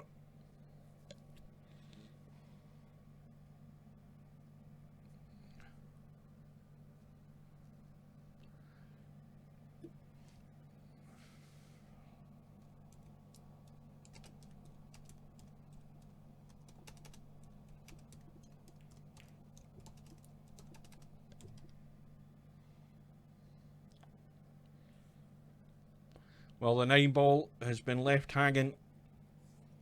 Stubbs entered the room with his infinite wisdom.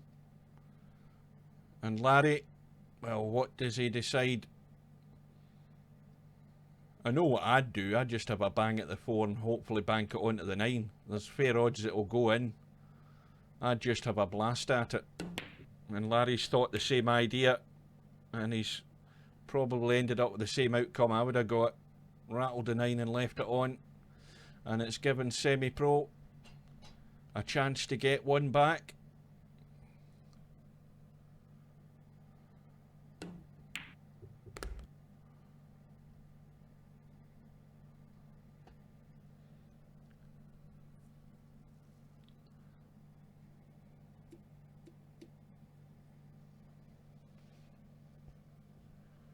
I think he's ended up pretty straight. Well, that little nudge in the 7 has done him no harm, and he can certainly use the angle he's got to go over on the right hand side. He wants to get well up the table though if he can, and that is pretty good. Now he has a choice, and the choice is to stun the 7 in and drop behind the 8 and take it long into there. He can try coming across and actually, well, he's gone long. I was thinking he might try a really cute shot and try and get in behind it, but he's played the sensible one. But he's going into a blind pocket, but there's a margin of error, and that will get there. And so Semi-Pro is going to get back to within 1.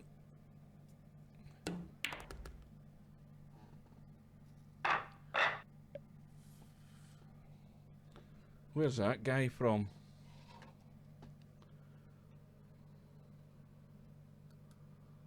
Finland.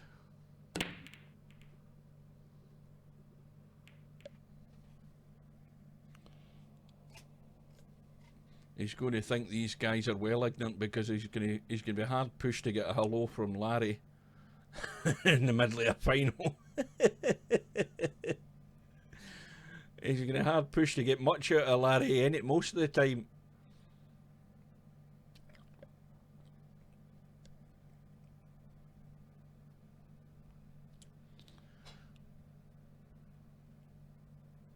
Oh, that was a delicate little cut there by Larry. That was a good shot. It was not easy into a completely blind pocket. But he's got a chance. Just kill the cue ball, leave the 3 ball long. Oh. Now, what sort of angles he got here? Well, he's got plenty of room as long as he avoids a collision. If he gets up the table, evasive action needed. Has he gone far enough? Yes, he has.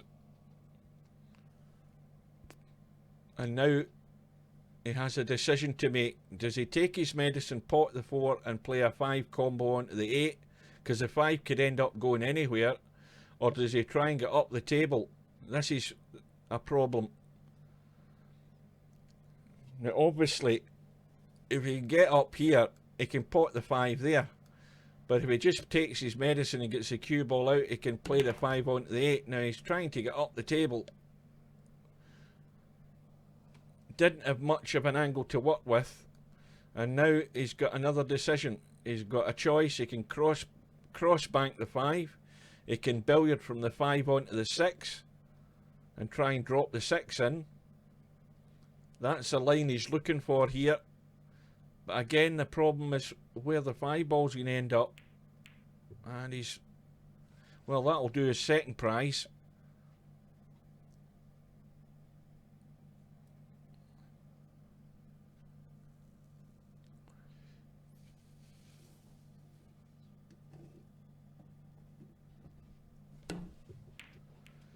Semi-Pro gets the hit, but doesn't get the luck this time.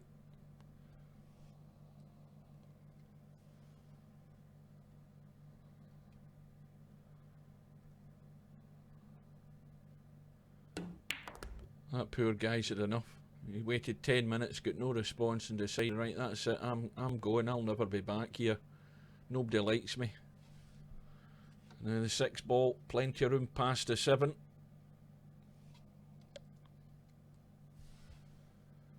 Get off the rail and out for the 7.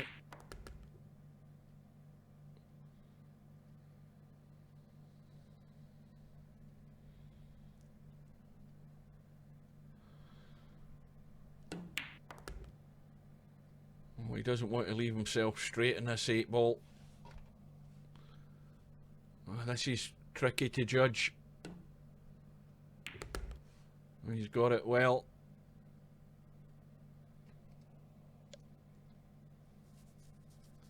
So it's Larry who's going to open the gap again to 2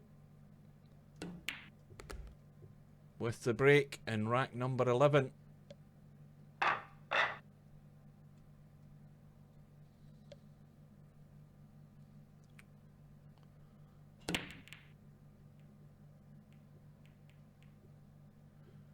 Oh, now that 5 ball has come to the rescue, because that was a 1-9 combo. Every day of the week. No shot for Semi-Pro, calling the push out, but he wants to make sure he doesn't leave Larry any angle to have a go at that 1. And let's have a look what he's done here. I don't think he's played a very great shot.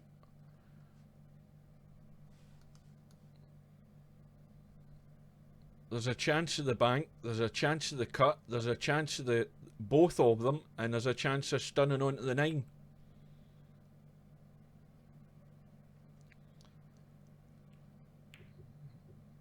Well, Larry's missed the bank and he's missed the stun onto the 9, but look where he's left the cue ball, and Larry could be in trouble in a second or 2 here. He's going to be nailed behind that 4 ball. But he's got to get the 1 ball to the rail. And Larry has got his chance, albeit an unexpected one. And I'm looking to see where the problem is. No problem with the 1, no problem getting to the 2. As long as he gets the angle off the 2, he can get across for the 3. The problem ball might be the 4, believe it or not. Let's see what happens here. The problem ball could be the 4. If he just drops the 3 in, he's going to be the 4 long. But again, it all depends on what angle he's left. Now, he's left himself fairly straight in the 3, so it's more than likely that he's just going to leave the 4 long and kill the cue ball for the 5 into the right middle. But he has to leave that angle for the 5 so he can drop down for the 6. So he has to be thinking about that. So he needs to kill this pretty much stone dead. If he tries to do an awful lot more, is it really worth it? No, he's trying to just kill it. See, now the problem's now the angle in the 4. But if he runs through, let's have a look. That 5 goes past the 7. The angle that he's got means he can run through for the 5. Well, he's stunned onto the 7. But oh dear, what's he done with the 4? He's missed the 4, and maybe Larry was trying to pinch too much there. It would have been easier just to roll through with the angle that he had to play the 5 ball as I suggested. And meanwhile, well, Semi-Pro has overcut the 4, but it's actually ended up not too bad, although it's an inch off that rail. And you know what Larry's going to do if he can see enough of that 4.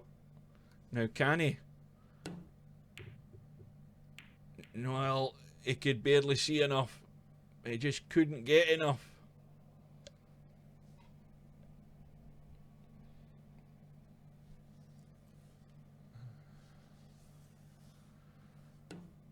So Semi-Pro has got his chance. Just roll the 5 in and drop through for the 6. No pace in this at all. Just get it into the hole and you're on the 6. And it's a perfect angle. Nothing to do with the cue ball. Just run it through. Off the rail and out and up high enough onto that 7. And you would think that anywhere down the left hand side of the table after this 8 ball, and he's going to be back to within 1.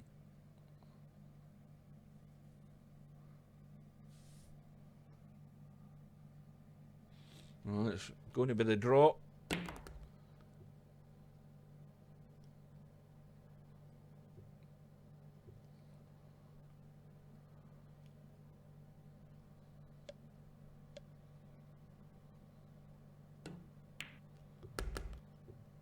So Semi-Pro into rack number 12, trailing by 1. The tournament has been on since 7 o'clock tonight. We are now 3 3/4 hours into the tournament, and we are 15 minutes away from leaving the European Union. Semi-Pros broke off. The 2 ball and the 7 ball has gone. The 1 ball's hanging. Now, is he looking at the 3-9 combo? He most certainly is. And in it goes. And what a quick way to get the scores back level. We are... Where the hell are we? We're at 6 racks all. I can't see now. The eyes are going.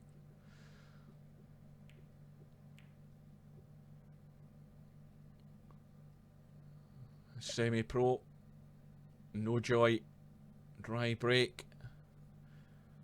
Larry looking to hide behind the 2 and the 5 here, I would think.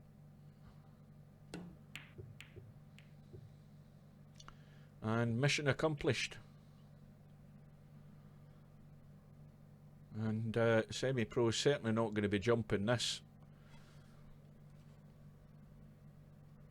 He's going to have to jump the 5, bunny hop over the 4 and hit the 1. So he's got no chance. He's got no angle to work with there.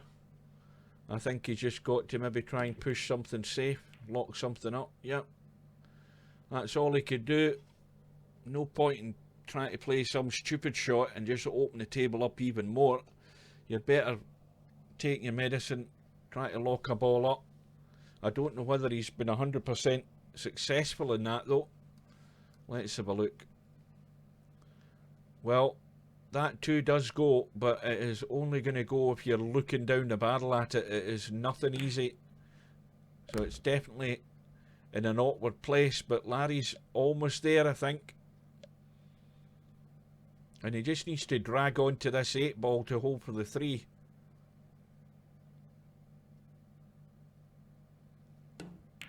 Yep, that was always the hindrance.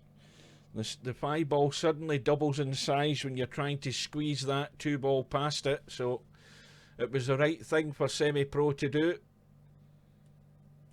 And it acted as a safety net there for him.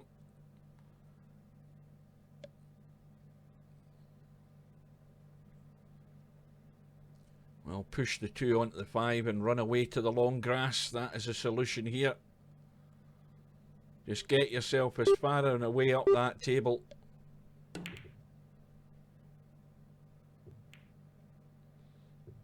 And I don't think that is that bad an outcome, or is it? Let's see, because if Larry can see any of it, he's going to go for it, and he can see it.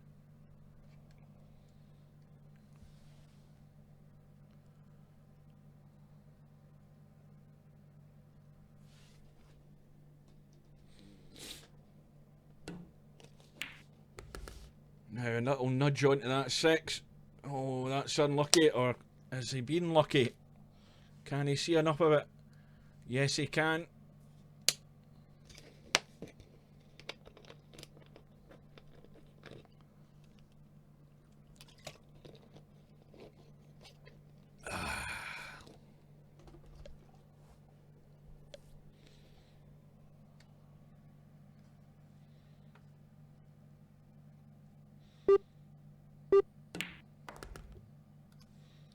Needs to come out behind it.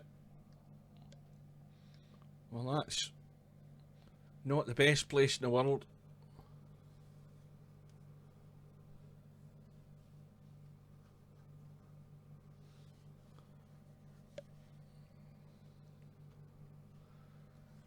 This is awkward, this.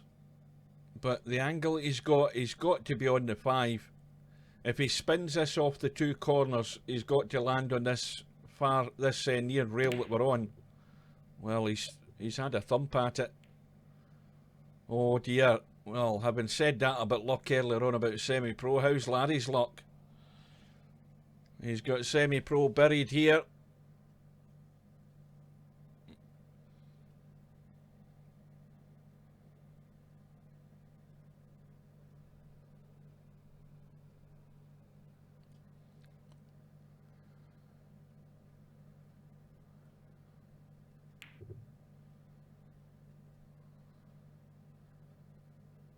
Well, Semi-Pro just trying to leave the 5 ball tight.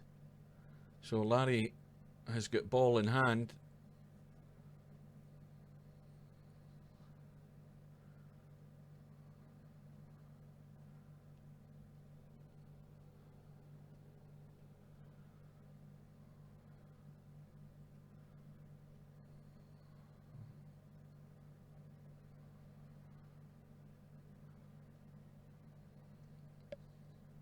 And this is awkward where that 8 ball is, trying to do much with the cue ball. He's trying to miss the 8 ball here, I think, or draw into it. Yeah.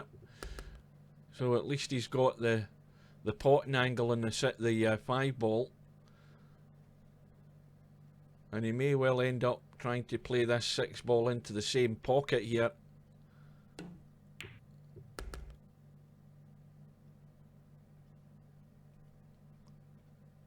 Well, this is the crucial rack in the match. Semi-Pro getting himself back all square. Larry at the table with a chance to take the lead again. Approaching the business end of the match. Now, can he get this 6 ball and get a shot on the 7? And the answer to that is No. Once again, though, he's left it awkward. This is neither here nor there.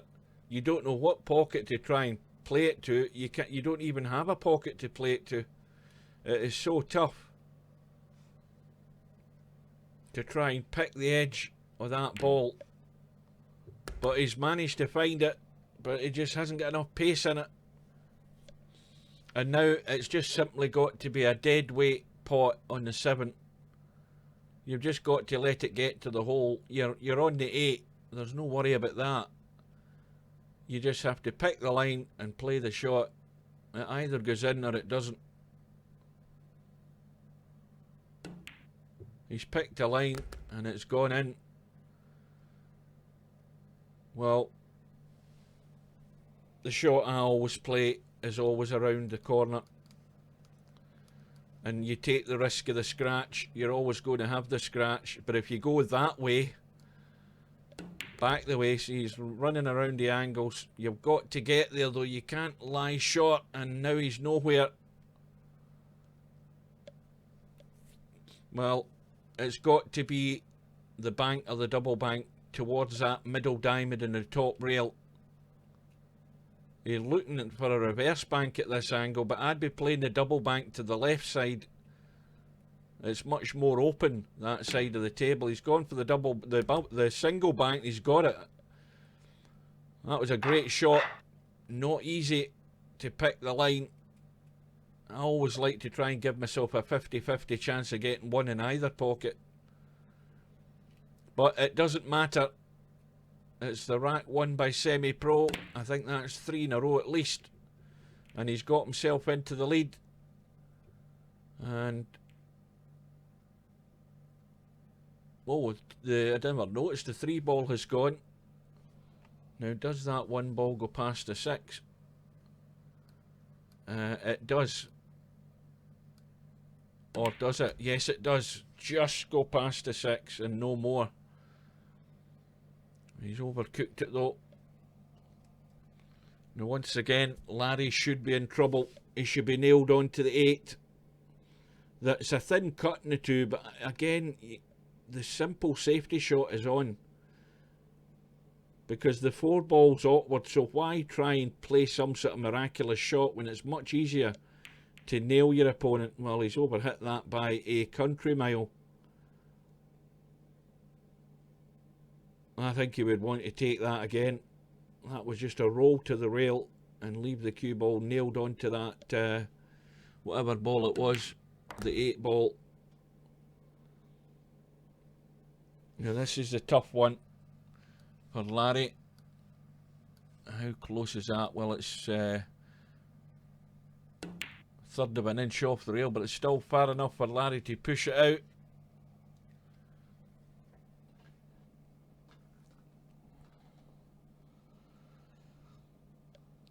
Again, an extremely thin cut in the 4. Cue ball going to be coming down the right hand side, hoping for a bit of luck and not getting it. Hitting the 7 ball full in the face, and now he's stuck behind a 5. And look at that line of ball, so easy to play a safety. Cut the 5 to the rail. Again, an awful attempt at a safety there. Why he didn't play that 5 ball to there and the cue ball down to here, I don't know, because if the 5 ball's there and the cue ball's here, look at what's blocking. And that's, well, okay, it's not an open invitation to pot a ball for Larry, but Larry could be in an awful lot more trouble. And Semi-Pro might be in trouble in a minute. If this 5 ball misses a 6, which it has done, and Semi-Pro has just dug a hole for himself there. He's left himself open to the burial shot, where he's been buried behind the 6, the 7, and he thinks he can jump it. And, well, I've only ever seen Yama do a jump like that without a jump cue. And I've yet to see anybody else achieve it. But Larry has got 5 and 9, the combo, to get back all square. And I'll go back to that safety shot there that Semi should have played. Had he played that, he'd have been full control. And he sold himself down the river there with a poor safety that just left Larry an open invitation to bury him. And that's exactly what he did. And we are all square, 7 racks all. And it's a dry break though for Larry. And a shot for Semi. Now there could be a very quick response here for Semi.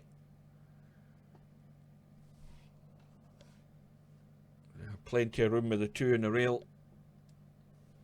But he's got to get up the table.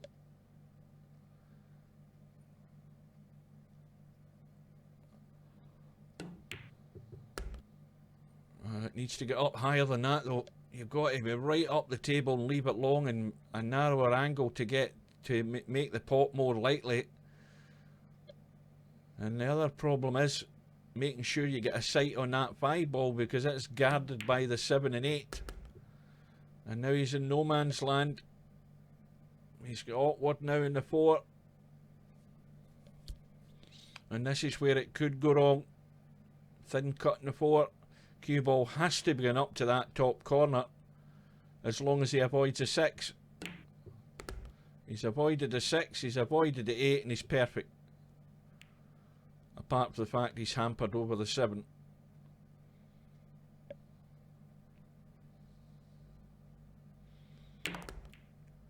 Oh, now he's in trouble. This is really awkward. Now let's have a look at what he's faced here with. This is awful. What do you do here? How do you try and get this safe? Well, he's gone for the extremely thin cut. Cue ball running all over the place. Is he still going to have a shot? Is he going to go for another one? Or is he going to push this to the 9 and head long? I know what I'd be doing. But he's looking to thin it. And in it goes. Cue ball running again. He's going to be in... Is it going to keep running? Well, he's going to have to dig out another one. 3rd in a row.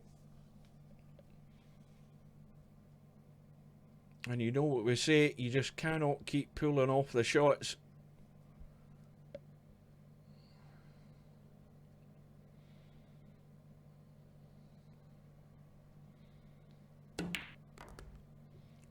Where's the cue ball going?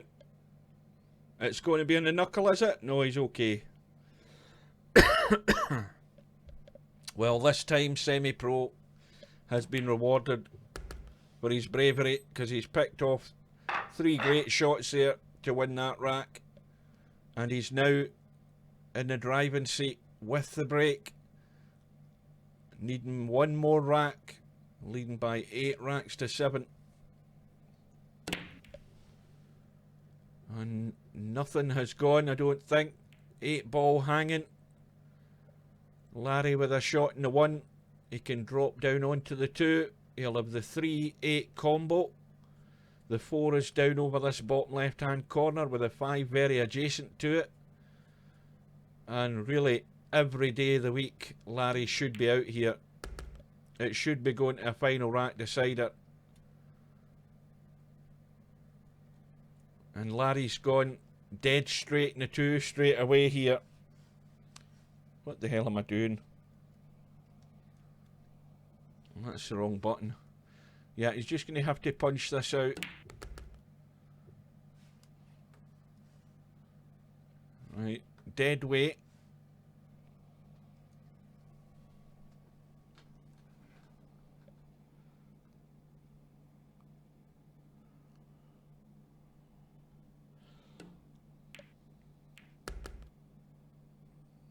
And then make sure you can at least see the 4.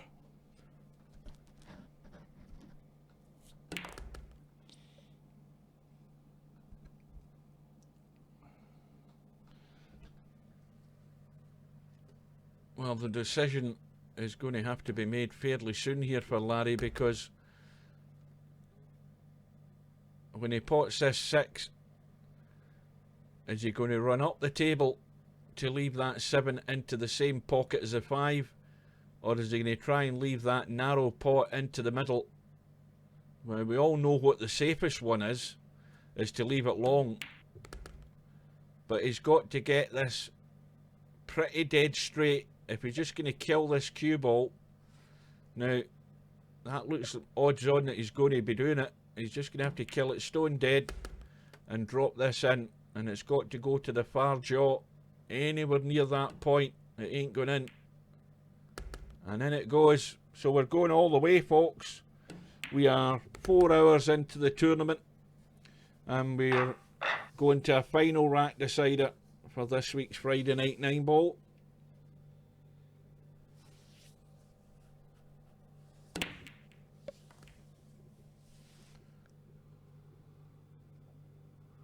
What's that you said there, Slim? 1-1.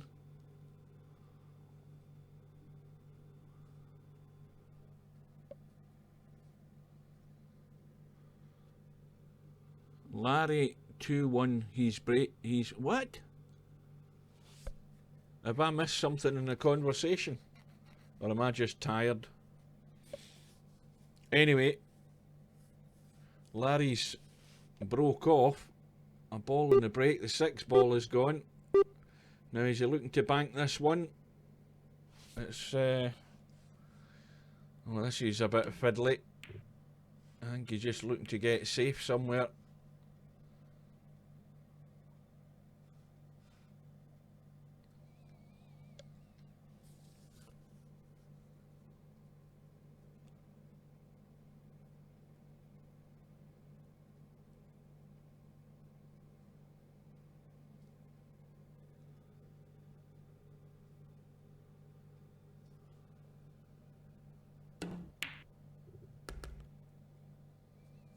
Did he? A semi-pro used his extension? I never even noticed. Oh, Larry's used up his shit extension. Ah, right. I think I understand you now. Yeah. And where's the cue ball going? Right, that 3 ball goes past the 5, no problem. Got to avoid the 7.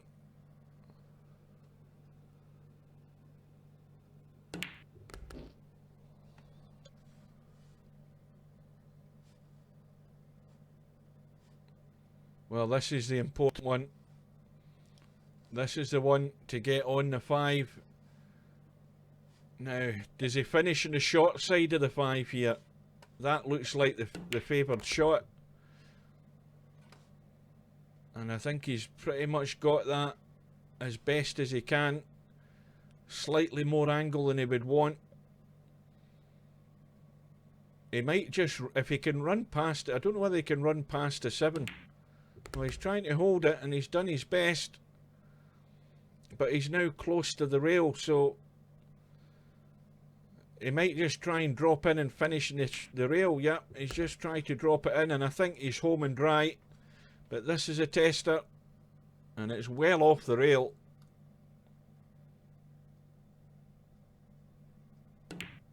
And that will do. And Semi-Pro is going to get the job done. He's threatened to come off the rails once or twice, but he's got there. And he's won the final rack decider. And at 4 hours and 5 minutes, that is this week's Friday Night 9-ball, folks. And Semi-Pro has beaten Larry by 9 racks to 8. We'll have a quick look at the final outcome. And we will see that the winner, Semi-Pro, gets $590. Larry gets $295. And the only other person with some bucks in their hand is One Pocket Slim, who gets $195 for the trouble. Well, thanks for watching, chaps. Thanks for staying with us. Thanks for your company.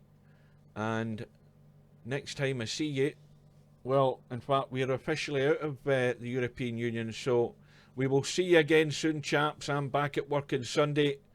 And if I'm doing Friday Night 9-ball next week, it'll be a short one. So until we meet again soon, take care and good night.